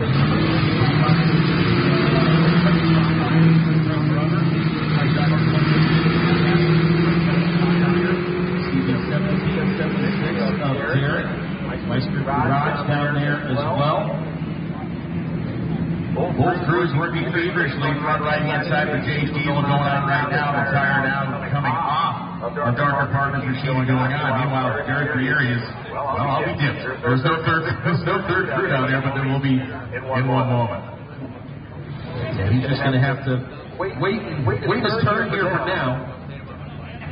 It looks like they've just about got the 88 machine put back together again, and Gage Diesel is going to head down on the track and give it another go here. We look at Kevin Smith, who's now in the third spot on the racetrack, and I start to hear the music from Josh. Start to hear the music. Just like there was no worry about a minute ago. I was up there swimming around in the ocean, and now the shark is coming up to my legs. Yeah, he smells blood in the water, and he is. I love the way he's raced because he has methodically, patiently worked his way through the field. He hasn't been overly aggressive. We haven't seen him make any kind of unreasonable moves. Not making a lot of contact with anybody out there. And he's really driven the air here for his front race so far. I got to get a shout out to him. He's done a great job. Didn't save earlier, had issues where he had to go back to the pits, and he has still managed to work his way back up and into the top 5, taking advantage of some cars that have had some earlier issues. So fresh rubber on Darker Parker's machine coming around the corner, and J.H. Diesel also making his way around turn 4. So they'll rejoin their back as they begin to pull up once again. Tag up at the tail end of the field, and it's, it was most impressive. Whenever you have the first or second place car had an accident, when the field is still jumbled up like that on a restart, that everybody did a great job with doing that. I know I saw a couple highlights last night in the Craftsman Truck Series race, which we'll see later here this year at Lucas Oil Indianapolis Raceway Park on a restart when the truck or the car on that second row has trouble when everybody's still getting up to speed. Took out a lot of really good trucks last night. That could have very, very easily happened here, but a great job by all of the drivers and competitors to get through that. So white flag lap as they come around, they will form up side by side. The next time they run turn 4, they will start walking the green flag around. Double up. One of those signals has been given. We are still 15 laps on the long way to go. We are so glad to have each and every one of you here joining us here, watching from all around the world on Cleaner Vision, and everybody here at Lucas Oil Indianapolis Raceway Park. We're getting closer and closer to the halfway mark in this one. Long way to go, but it has been Brad DeBerti's race so far. He has clearly been the car to beat so far. And on this next restart, he'll have the 77 of Roman Atwood to his outside, but a lot of hungry and fast drivers lurk behind him as we get ready to take the green once again. Kevin Smith will be on his bumper, and BFI Brent will be on the outside of row number 2 as they come around, hold contact as the field is bunching and unbunching themselves through 3 and 4. Pretty slow pace as they work their way through turns 3 and 4. It'll be Brad DeBerti the first to fire. Looking for the green flag as they come out of turn number 4, inching their way towards the line.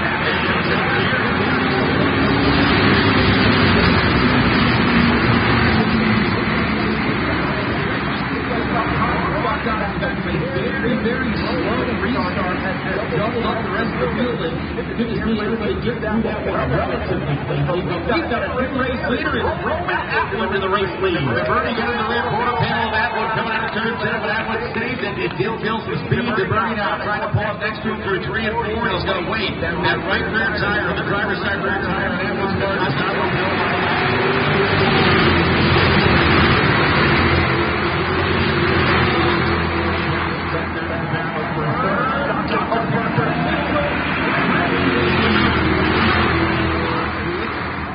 Quarters of the way through the field up front. First 5 get single file. How about J.H. Diesel? I'm talking about you can get that new right front tire. It's a all new confidence, and you can push and go a little harder. And he has already worked his way up to 6th. Brad DeBerti.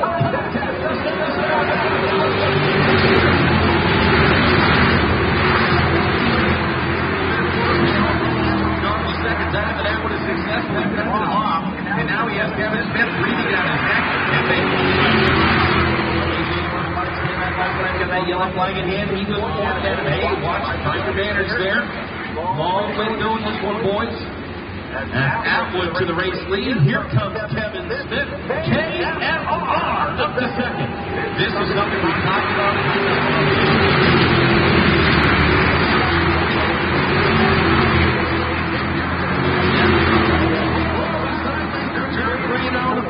Drifting it through one hand.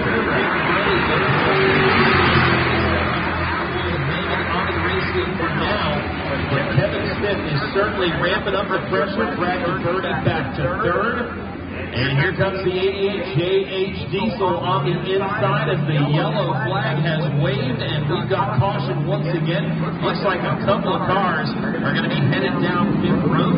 Looks like the 14 Tom Racing is going to be one of them, and it looks like we've got a right front tire down, and that is the 18 of Zach Walker having issues, so he'll get one right front tire. Bailey's car is on the right side. Right around the outside of Walker going to that second pit stall. I don't know if he thinks maybe he's got another tire down somewhere. They're going to maybe check to see maybe if that right front is maybe a little soft. Yeah, it's kicking a little. Yeah, that does it. Checking on the left rear. See if maybe he may have made a little contact with somebody.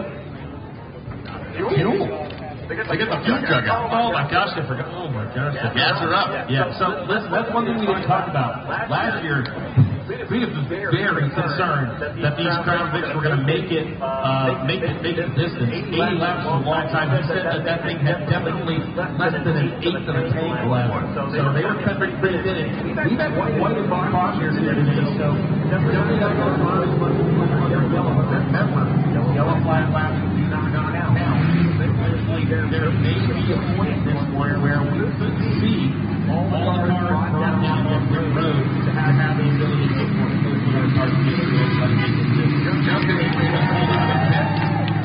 He's reversing with the officials down there. They got the door of the car open. Meanwhile, we can see Bailey's car being fueled up.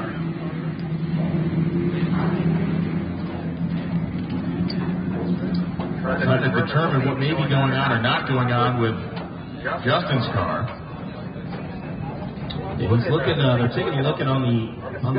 He's got his phone out. It may be a DoorDash situation. Yeah, no. Listen, Brad Keselowski got a lot of heat for the most famous tweet in NASCAR history during the red flag of the jet driver. He said, I guess proud to say that I was in the grandstand for that one. That was a long night. That was unbelievable. The cascade of fuel that ran down the track, and then the ignition of all that. Yeah, that was something. Yeah, I think I saw here in the last week or two, JPM Juan Pablo Montoya carrying that behind the little car here.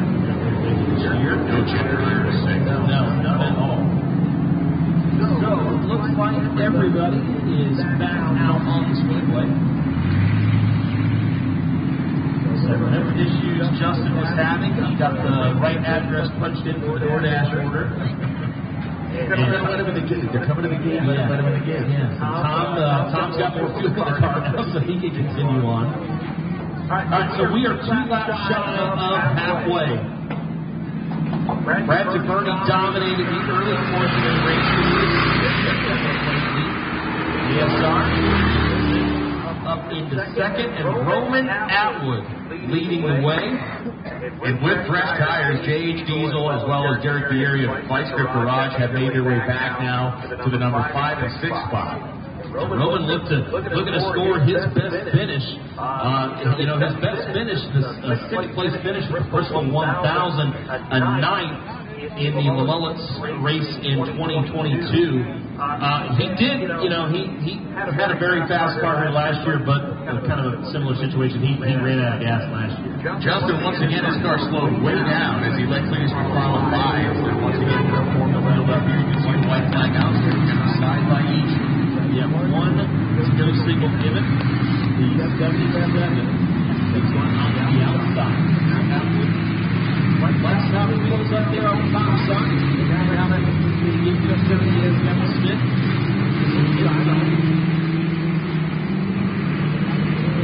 Stacking up behind him. The inside JH Diesel going to restart there on the outside of row number 2. Now, last time DeVerney crept this field to the start finish. I am curious to see what kind of pace DeVerney has. You can see Doug in the pace car. He's actually kind of slowed down a little bit. You see the rest of the field. I'm sure on the race team they're trying to tell the field guard boys kind of pick the pace up. I know in most tracks you got to kind of keep pace car speed and not slow down too much. But the field once again making their way through turns 3 and 4, waiting for the green flag, just 2 laps shy of the halfway point. It was Atwood that was the nose ahead of DeVerney when that green flag 2, and that allowed him to challenge and ultimately pass him. Kevin stepped down the inside. We'll find out if Kevin can pull a whole shot here. And he'll basically around turn 4, staring at the flag of AJ.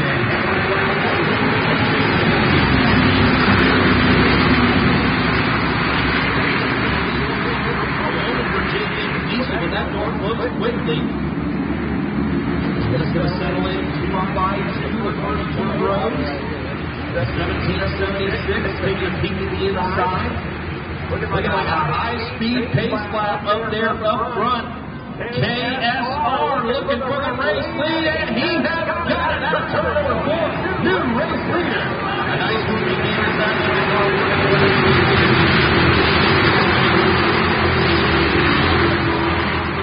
looks like that for Demolition Ranch is off the pace coming here down the front straightaway.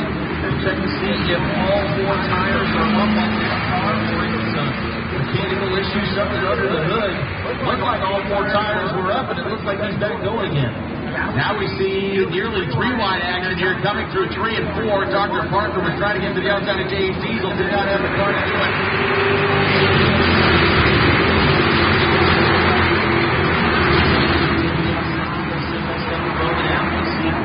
On the outside, if he can take advantage on the inside. He is not Atwood good corner here.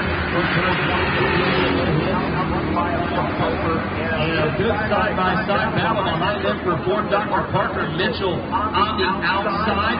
Brad DeBurry wheel to wheel for 4. Nearly gets to the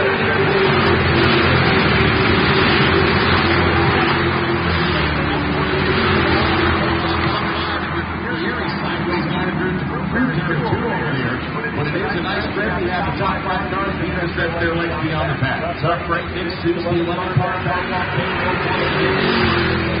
his day as he parks up on Plymouth Road.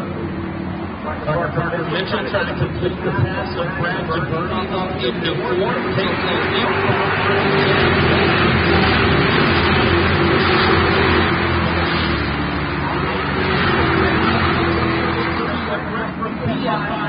Cleetus is on the move as we're on the second half of this race. So Cleetus has had a day that has been looking like a 10-minute tail the field. Now he's trying to work his way through. And once again, door handle with beat by Brett. That's the battle for the 7th position.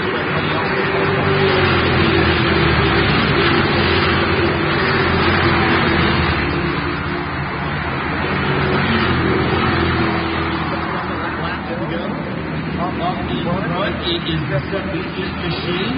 Atwood running in 2nd, J.H. Diesel in 3rd. Last time by at the stripe, it was pretty close. We'll see how that gap looks here as we come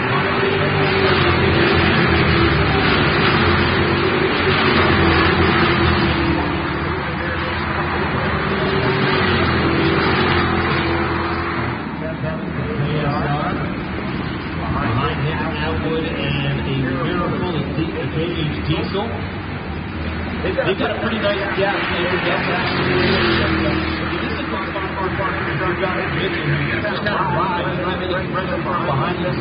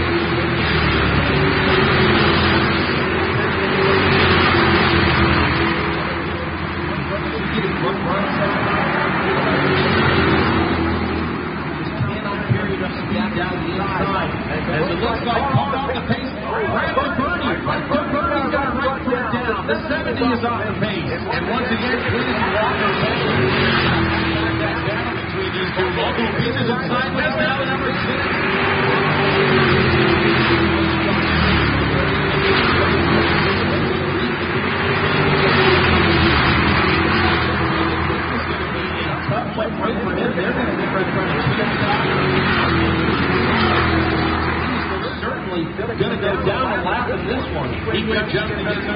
Farland goes around and ties out the same move. And there it is. Yellow flag is out. Lightsaber for the 70 of the birdie. Wow, that was close.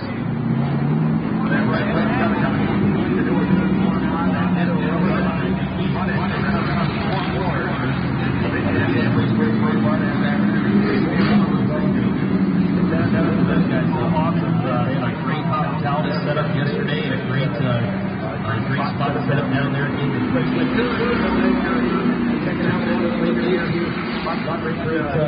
down there in Breezeway. If you haven't worked yourself down there, yourself something, check some replays here. Look at Cleetus McFarland. Oh my gosh. They started all the way out the outside retaining wall. Cleetus took Zach all the way down to the apron, almost to the inside wall. And here you see Todd Braun with a nice slide, got a little slide job right through the middle of the corner. Grabbing himself a handful of steering wheel. Hey, Cleetus still not happy with Zach, still kind of showing him the bumper there a little bit. Now they can talk about it on the ride home back to the hotel later. So Cleetus now running 8, literally mid-pack as we watch the field come around, the white flag being displayed. Let's go next 3 next time by. Kevin is outside, put it right into the inside.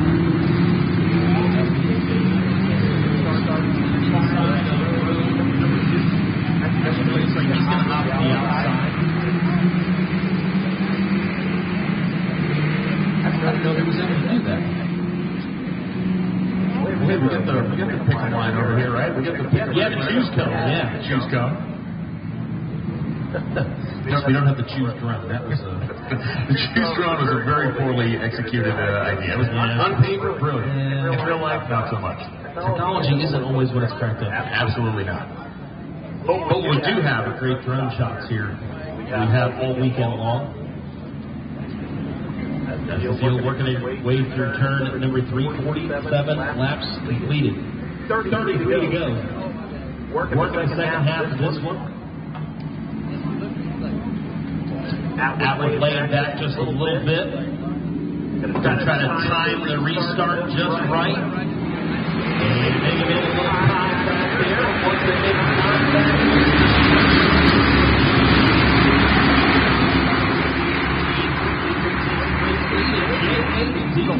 Taking advantage of a little bit of a slow start for Roman Atwood. He's right around the second spot. File formation for the first 4 or 5 cars. Dr. Mitchell getting up into the 4th spot. Now taking a peek to the inside of Roman Atwood. He's got a lot of speed coming out of 4 here.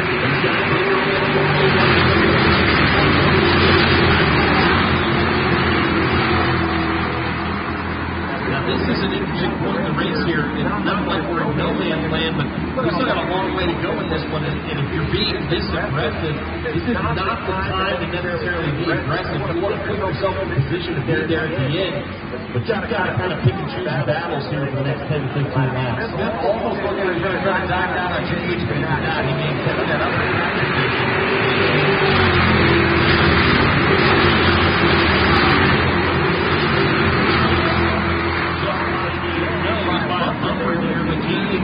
That's all wrong. He's good down there on the inside. He just cannot get the momentum he needs to complete the pass. It's really here is they're going to make some real estate between themselves and Roman Atwood. Meanwhile, it is still J.H. Diesel. As you said, he's using tires here. We can watch that car from the rear. That rear shot shows him like push that.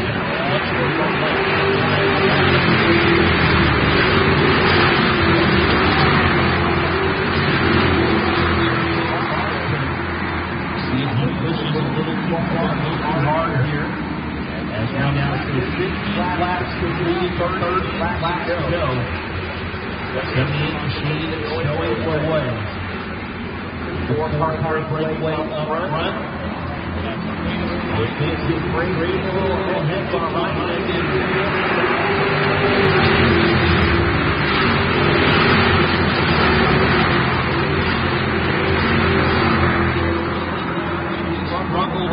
that car starting to finally come to him a little bit here. Now it's going to be Kyle's car to give him some bumpers. That's going to rather give him some bumpers. He can catch him again because they have swapped positions. And here comes the 70. Brad Birdie. Outside of the 33.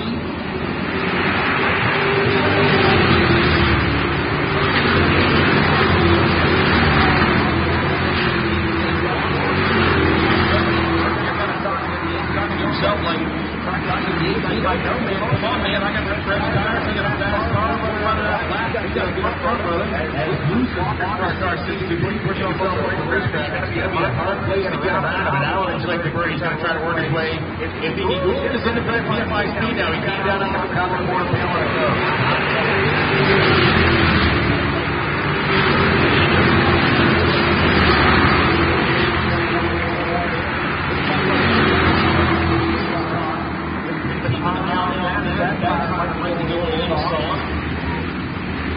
And let's take that there's Cleetus down to 70. Brad Birdie closing in, and Cleetus is definitely looking like he may be off the pace just a little bit and try to gather back some of that momentum and try to regroup here. He's still fighting it. He's still out.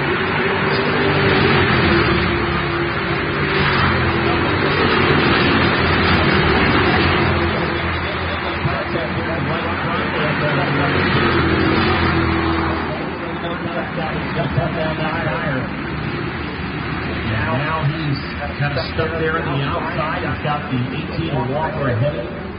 So we go on board. He's pretty calm and collected in there. You wouldn't think that he's having it.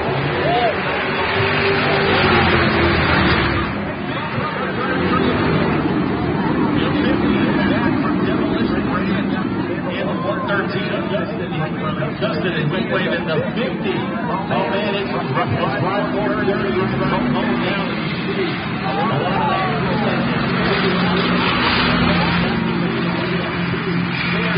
Very short up race cars. This is going to definitely end the day for the 50. And if I'm the 113, I think my day might be done as well. Man, we have taken they're going to put a third shift on the Ford Victoria front end parts department at the factory here because we have just torn these things to pieces this afternoon. Yeah, he's having a good time with it. Man, what a tough race. And hey, most importantly, good to see that he is all run.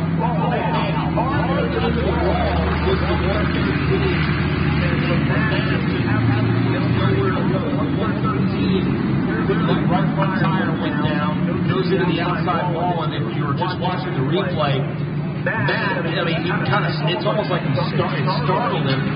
He thought the brakes up, unable to that turn, and straight into the back and into the outside wall. That was a hard hit for the 50 of Matt, Demolition Ranch.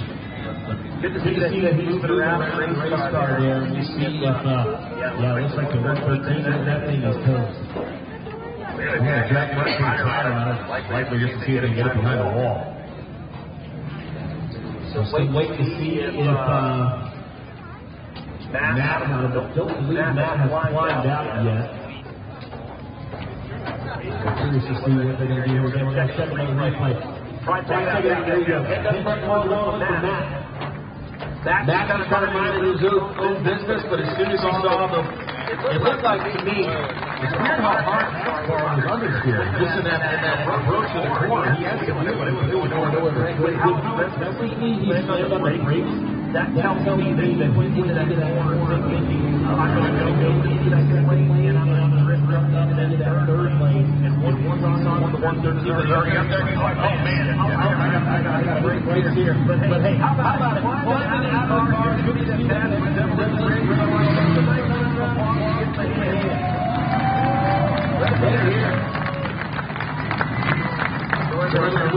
Indianapolis Raceway Park Safety Team does their job. We're going to pay the bills. We'll be right back here in Indianapolis.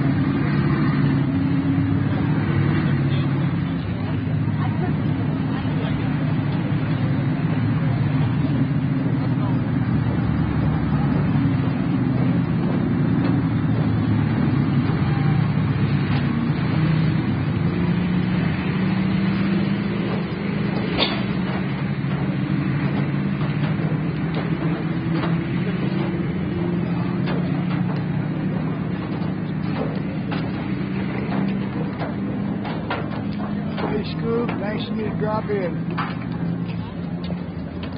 And we are back here at Lucas Oil, Indianapolis Raceway Park, just outside of downtown Indianapolis, and we are working our biggest wreck of the day, a tough break for the 50 of Matt from Demolition Ranch, and the 113 of Justin from Heat Wave Visuals. Again, of course, hook us up with our awesome shades here this weekend. Awesome product. Be sure to check out their website at heatwavevisuals.com. Check out all their social medias as well. And again, if you're tuning in live on Cleeter Vision, you enjoy the discussion. Everybody checking in right now. We're a big demo back there. Just tuned in. I have some bad news. Not going well. This is sometimes the way the cookie crumbles out here. You know, for all the problems that Cleetus had early in this race, you don't hang there. And as you know, and as usually sometimes very hard, as I see mine, if you can hang around long enough, sometimes things are start breaking in the right direction. Each one of these drivers has a YouTube channel. We got a young Cleetus fan tuning in saying, let's go racing, boys. Living their best life. This is a good one. What happened to the push-ups, Cleet? You owe George 1,000. Hell yeah, brother. That's from Ben Lawson checking in. Truck break from Justin from Heatwave. They pulled the 113 car behind the wall, and his night, or his afternoon is going to be done and over with.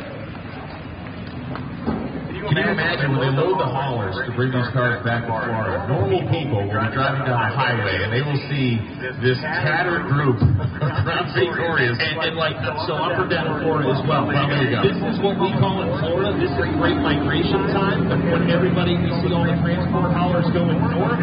So everybody's going to be looking at the opposite in the southbound lane. It's like, that coming down the road. Where did those guys come from? Well, they came from Cleetus cars. Here in Indianapolis, second year being back here again. What a crowd today. We got the time. We're working together right now. You guys have done a great job. You've been hanging out with us here all weekend long. We need to make sure that everybody's still hanging out here with us. I think it's time for we get another hell yeah, brother here. Let's count down. 1, 2, 3. Hell yeah, brother. That's what I'm talking about. So they've got the 50 machine on the hook, and are going to try to get him down on the pit road as quickly as possible. Make sure that they've got all that debris cleaned up. Looks like Matt left a bit of a mess up there.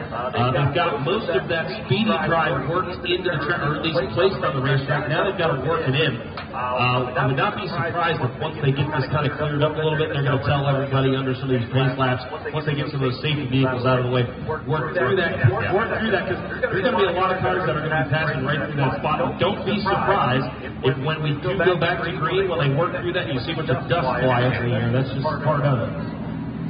But here we see, coming by, everybody here on the front stretch going to get a good look at it. The tattered remains of the 50 machine of Matt Demolition Ranch. And they put such a hard lift here in turn number 3. Yeah, between the two of them, and even the shot that Heatwave Justin took, or Jeff Heatwave took, when it runs downtown, and check my scorecard. Concrete remains undefeated against automobiles. Yep, we saw that yesterday on the burnout pad. Several competitors tried to expand the zone there a little bit and were unsuccessful. Yeah, you must think outside the box when you go to the burnout pit. Tagging it a little bit. That was nice. They'll get your points, but not here today. I can sell you a ton of Crown Vic parts from the towel back. Call me after the race. I can make you a deal. Spencer, what you got going on down there? You know, I'm down in pit lane with Matt from Demo Ranch. Let's hear it. Where's the demolition? All right, man. That was a hard hit. You didn't hit the wall initially. You hit the Heatwave car. What happened? He locked up all of his tires, it seemed like, and he slammed into the wall right in front of me, and so then I just slammed it down. And then he took off, and I was stuck. Yeah, man, you were dead on arrival. That car was leaking. You were stuck, but the guys checked you out and then back. I think you're good to go, right? Yeah, they said I was stronger than before. Stronger than before? How many fingers am I holding up? I can't see that far. All right, guys, give it up for Matt. Put up a valiant effort here today. Did a great job. Thank you, guys.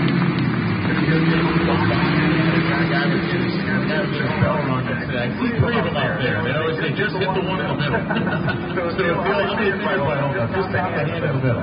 Top friend Matt, can you see that he's in high spirits still? He's going to go grab himself a drink of water and rehydrate up a little bit there after a long day in the office there. Comes up just a little bit short. So let's kind of reset things. We're getting ready to go back to green. We have 61 laps completed, 19 laps to go. We are in what I would consider the final stage of this race, the final quarter of this race. The field should be getting the one-to-go signal here this next time by. It looks like the track is now going to be clear of all of the safety vehicles and safety personnel. Our flag stand ninja is displaying the white flag. AJ is ready to turn him back loose again here. We'll do it with 19 laps remaining. It's going to feature the 78 and Kevin Smith there on the outside of the front row. Covered by JH now is waiting to see my life when he did the burnout pit last night. I do not see him being timid on a restart. No. And listen, you're getting to the point now where now you can be a little bit more aggressive. Yeah. Now it's time to try to let the elbows out a little bit. Get a little bit more aggressive. Try to make, if you are up in the front, if you've got that lead position, you'll want to try to make that car 2 or 3 lanes wide if you possibly can, figuratively. And if you're in that, like, 5th, 6th, 7th place range, or maybe even an 8th right where Cleetus is, it's go time. This is when you got to make your moves. You got to set yourself up. You got to get up into that top 5. You got to get up into that top 3. If you're going to have a shot to win this race, this is when you've got to make a very, very crucial start here on this restart. If you've been back in the right front, now's the time to spend it. Pace car is now in there. Come around turn 3 and they enter turn 4. So Kevin Smith on the outside. JH Diesel down low in the black and green, mellow yellow colors of that 88 machine. Ready to go back to green.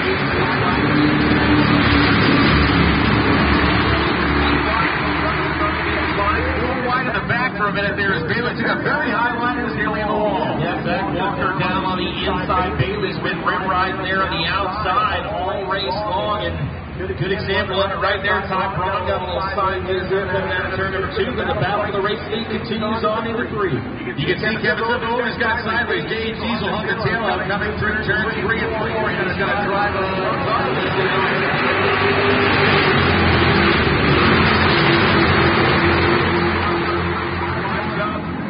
race lead now. That's going to allow the 78 KSR to take the race lead behind Roman Atwood in third. Dr. Carter Mitchell, what a great race for him.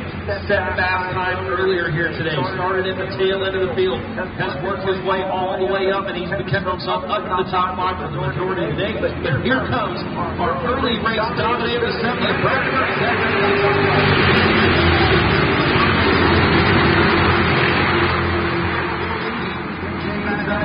Atwood is now the subject of a dual attack from Parker and Birdie. Behind them, side-by-side battle.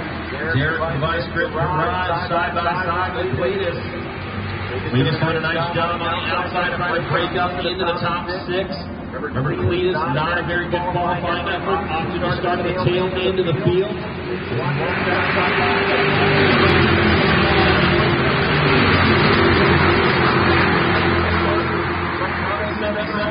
They got all close to making contact on the last time.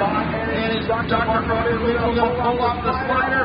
Yes, he is. Teeth and turbos up the third. Brilliant time by Dr. Parker Mitchell. As Atwood came in too hot for the corner, he dove in, slid the car around the corner. He has taken that number 3 spot, and now he's going to be out of time to find Dr. Birdie.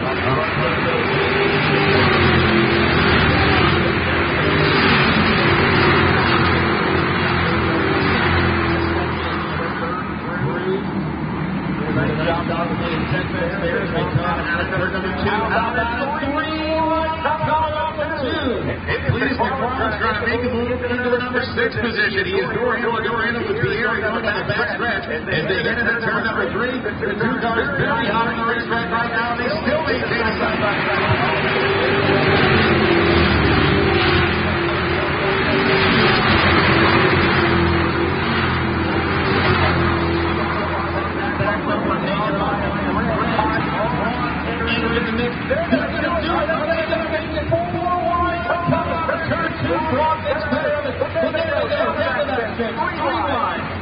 Cleetus on the outside. PFI speed on the inside. Getting up to 17.76 to lead this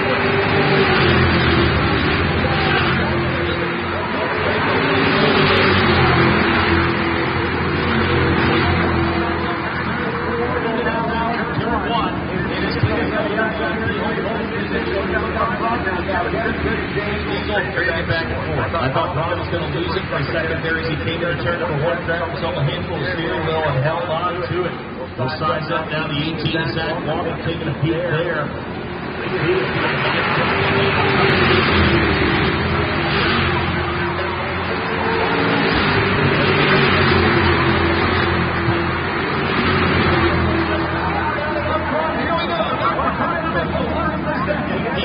Completely sideways, he smoked the tires. The rear tires going out of turn number 2.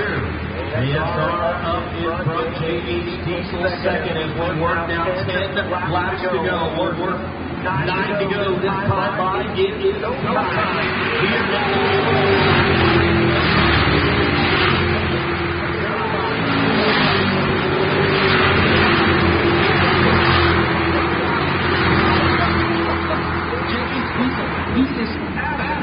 He's going to make that pass on the inside. We talked about last year's race. We started with a long, clean 20-lap run. It looks as though we're on pace now to maybe end this race with a long, clean run of laps. I would take that over the beginning. Yeah, it looks like this race is almost like the opposite of what it was last year.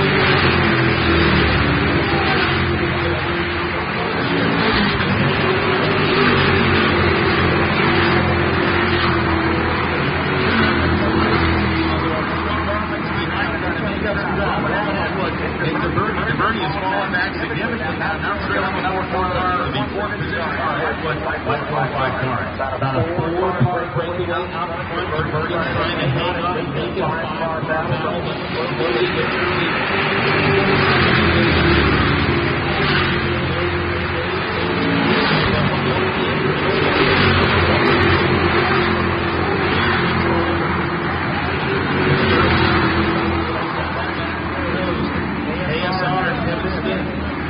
We talked about some great finishes he's had in some of these events, but not quite the hard with what he's been used to.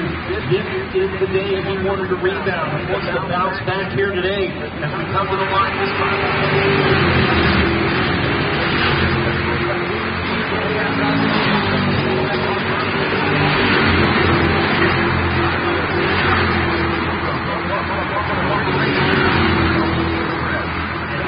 One guy would want to see that 88 and 78 continue to battle it out as that number 7 car. He is very much a threat to this one.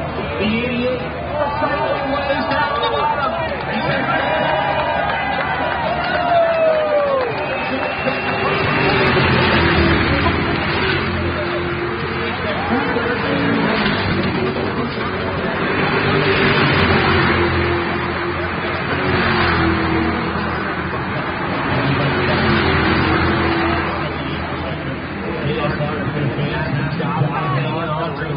The yellow flag is coming out. Oh my goodness. Looks like he had some issues down in turns 1 and 2. Ty had his car completely crossed up sideways, but he did save. And we are setting up for one heck of a finish. 5 laps still remain on the scoreboard as the Cookies made one come out on the speedway.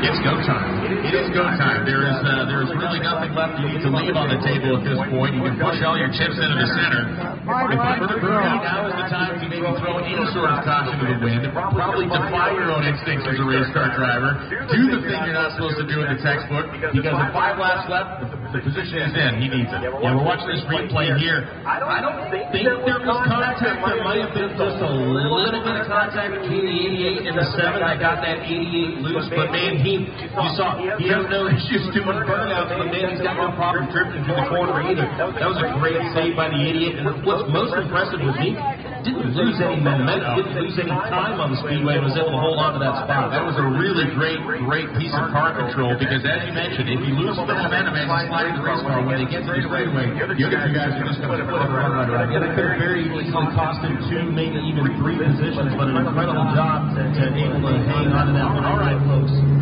One to go, signal being given to the field. 5 laps to go. Who out here thinks KSR is going to get it done? What about the 88? Parker Mitchell is he switching?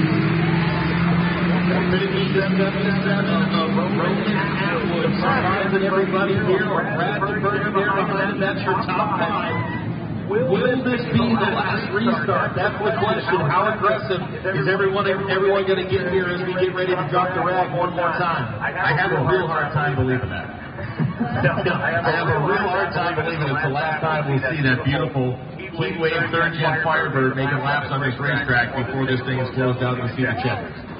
Man, this has been a fun race so far, but throw out everything that you've seen so far. It's going to be a 5-lap dash for cash, or a motor, rather. But this is what it's all going to get. All right. Lucas Oil Indianapolis Raceway Park fans, Cleetus McFarland, 5 laps to go. Who's it going to be? Who's going to win the Indy 800? Here we go. Classic to the green.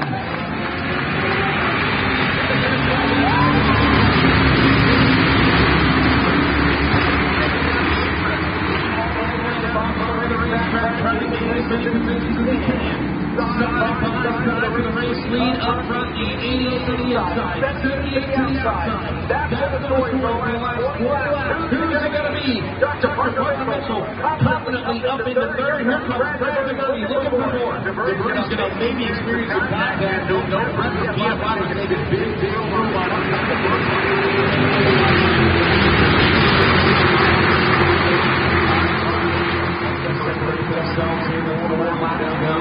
KSR 78 up in front, J.H. Diesel 88. Got about 3, maybe 2 or 3 cars back to the 7 Dr. Parker Mitchell.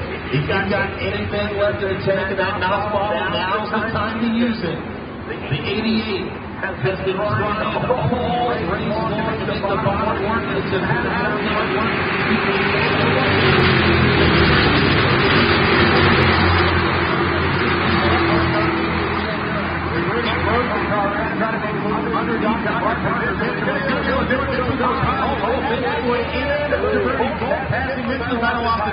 Mitchell lost a lot of momentum, and he's going to get a 2-for-1 special there as Brad Diverty up into third. Here they come out of turn number 4 as they come to line. AJ throwing them 1 and rather 2 laps.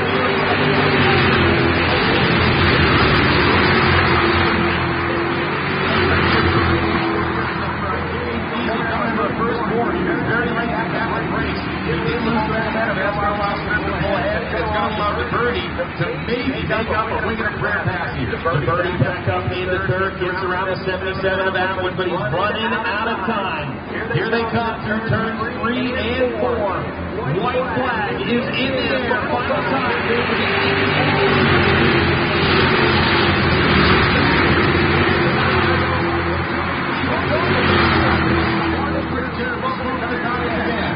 JHD's going to get it done. He's got to do it now. Everybody fighting for every position they can here for the final time. Down to that straightaway, the 78 of Kevin Smith and the KSR 78. Clear out in front by about 4 lengths. And here they come. Out of turn number 4. It's going to take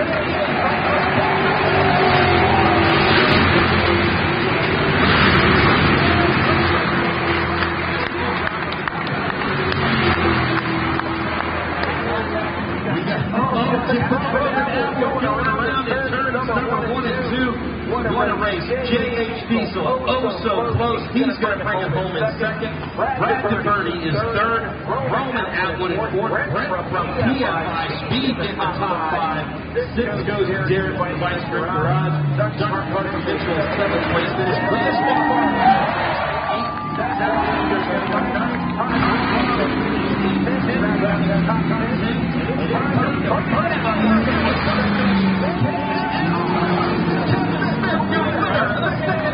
Indy 800.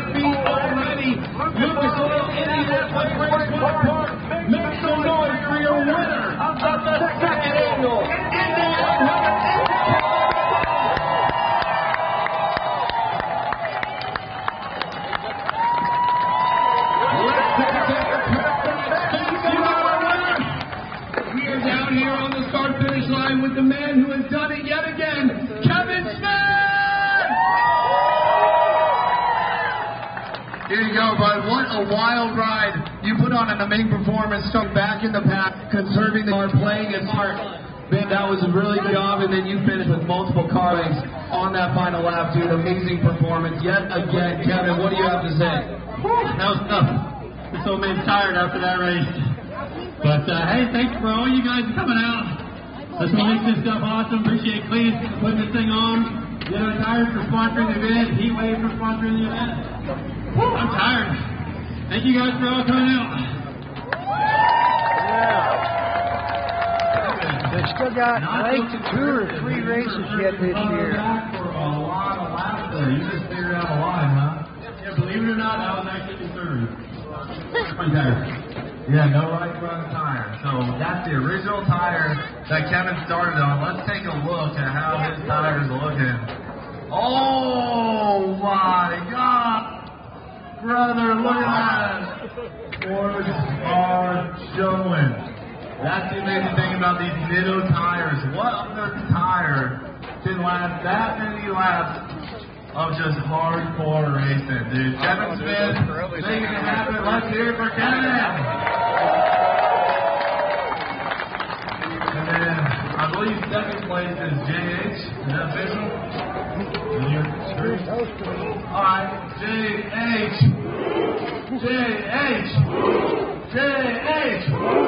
Hey, big shout out to JH for running me clean. Like, we raced hard for a long time there at the end. Never had contact. Like, it was awesome. It was freaking great racing. Oh, yeah. Dude, JH, second place, and you're up there with Kevin for so long. What happened? It looked like your right front tire was just done. Now, my 2 right tires were completely done, and Kevin just had to line them. Every time I tried to get her through him, sometimes he would just keep pulling them. The guy's a magician, man. Well, second place, that's a hell of a spot to finish, but if you ain't first, you're last, brother.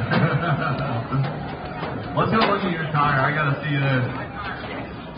Let's see JH's tire real quick. This has gotta be close. Oh yeah, JH was not in third tire. Did you get it spare? Oh, you already got it right. Got back to the front. Oh, that thing is really stuck. So JH went through 2 tires. Not sure if he round at all on that job. Yeah, he did spit. All right, guys, what you think of the NBA 100% of my Heat Wave Digital? Yeah!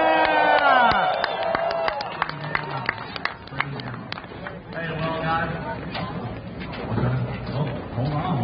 We got a bonus show from the NHRA. I heard you guys found a winner earlier today. We got Tony and Brian. Here we go. Tony Stewart, Leah Stewart, everyone, make some noise. Yeah! Got you a trophy today, man. How's that feel? That's awesome. This is you guys get to hang out where I grew up and cut my teeth in oval track racing here at IRP, and won midget races, sprint car races on this track, and get to wet the dirt strip now. Pretty cool. It's awesome to see you out here, Tony. Great to meet you this weekend. Maybe we can get you out here in one of these races one day, but congrats on the trophy. Hold that thing up. Let's see here. Let's hear it for Tony Stewart, man. That's awesome. What did you run in the finals? 5:25, 273 mile an hour. So didn't have to be as fast as we were in qualifying. You just had to get there first today. But hey, I want to give you props. I mean, you put this whole event together. You put it together this weekend for the alcohol dragsters and alcohol funny cars to come race with you guys. The event that you put on, and to see the excitement that everybody in the crowd yesterday and today, see how much fun everybody's having. This was an awesome event. You are a kick-ass promoter, bud. Thank you, sir. All right, guys, let's hear from all the drivers in the Indy 800. Tony Stewart, the NHRA. Make some noise, guys. Come on. Anything else from the NHRA, guys? You got anything else? All good? Okay, nice. Well, man, I got to give a special thank you to Heatwave Visual for sponsoring today's race. Where's my boy Justin at? Where's he at? There he is, brother. Come here. What happened? You went through a lot of tires in this race. How many tires did you go through? 3. 3 tires. I think you went through the most tires out of everybody. But did you have fun? Yeah, I had a lot of fun. It was good driving behind the GPA out there, too. That was the highlight. It was good to drive behind one of my own cars. So it was a great time. Thanks for putting it on. Love being able to be a part of it. And yeah, thanks for having me. Hell yeah, thank you, Heatwave Visual. Hey guys, we're going to do a little bit of cleanup, but then I'll be out front by the red truck and trailer to sign and hang out and take photos until tomorrow. I don't care how long it takes. So you guys hang out. Thanks so much for coming out today. And thanks to all of you on the live stream. Thanks to Nitto Tire, NOS, Race Squib, all these people who make this happen, and most importantly, the Freedom Factory team. Let's hear it for those guys. We are building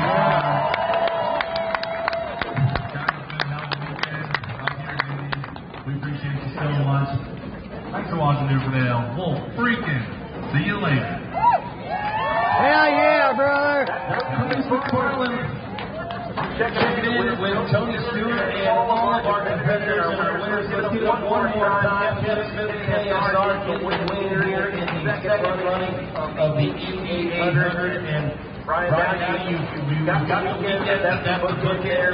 What are your thoughts from this weekend? Well, I'll tell you, my final thought for the race is exactly what I thought. The most entertaining part of it is Sauce Smith. He's so smooth. You saw him be conservative with the tire. Never had a tire change. He maintained the right race. But then you saw the guy that was fighting it, J.D. Diesel, completely opposite side. Beauty in the bottom of the series, throwing the car all over the place, sliding the car through the corners. They all great race and a clean race. It was spectacular. Greg's trip to the burnout pit last night, to this race today, this was more entertaining than I possibly thought it could be. Okay, I gotta cut it here. This race did I'm not gonna get back in the AC. played conservatively, was able to be there at the end and get the win. And congratulations again to all our drivers. Thanks everybody for stopping by. What a great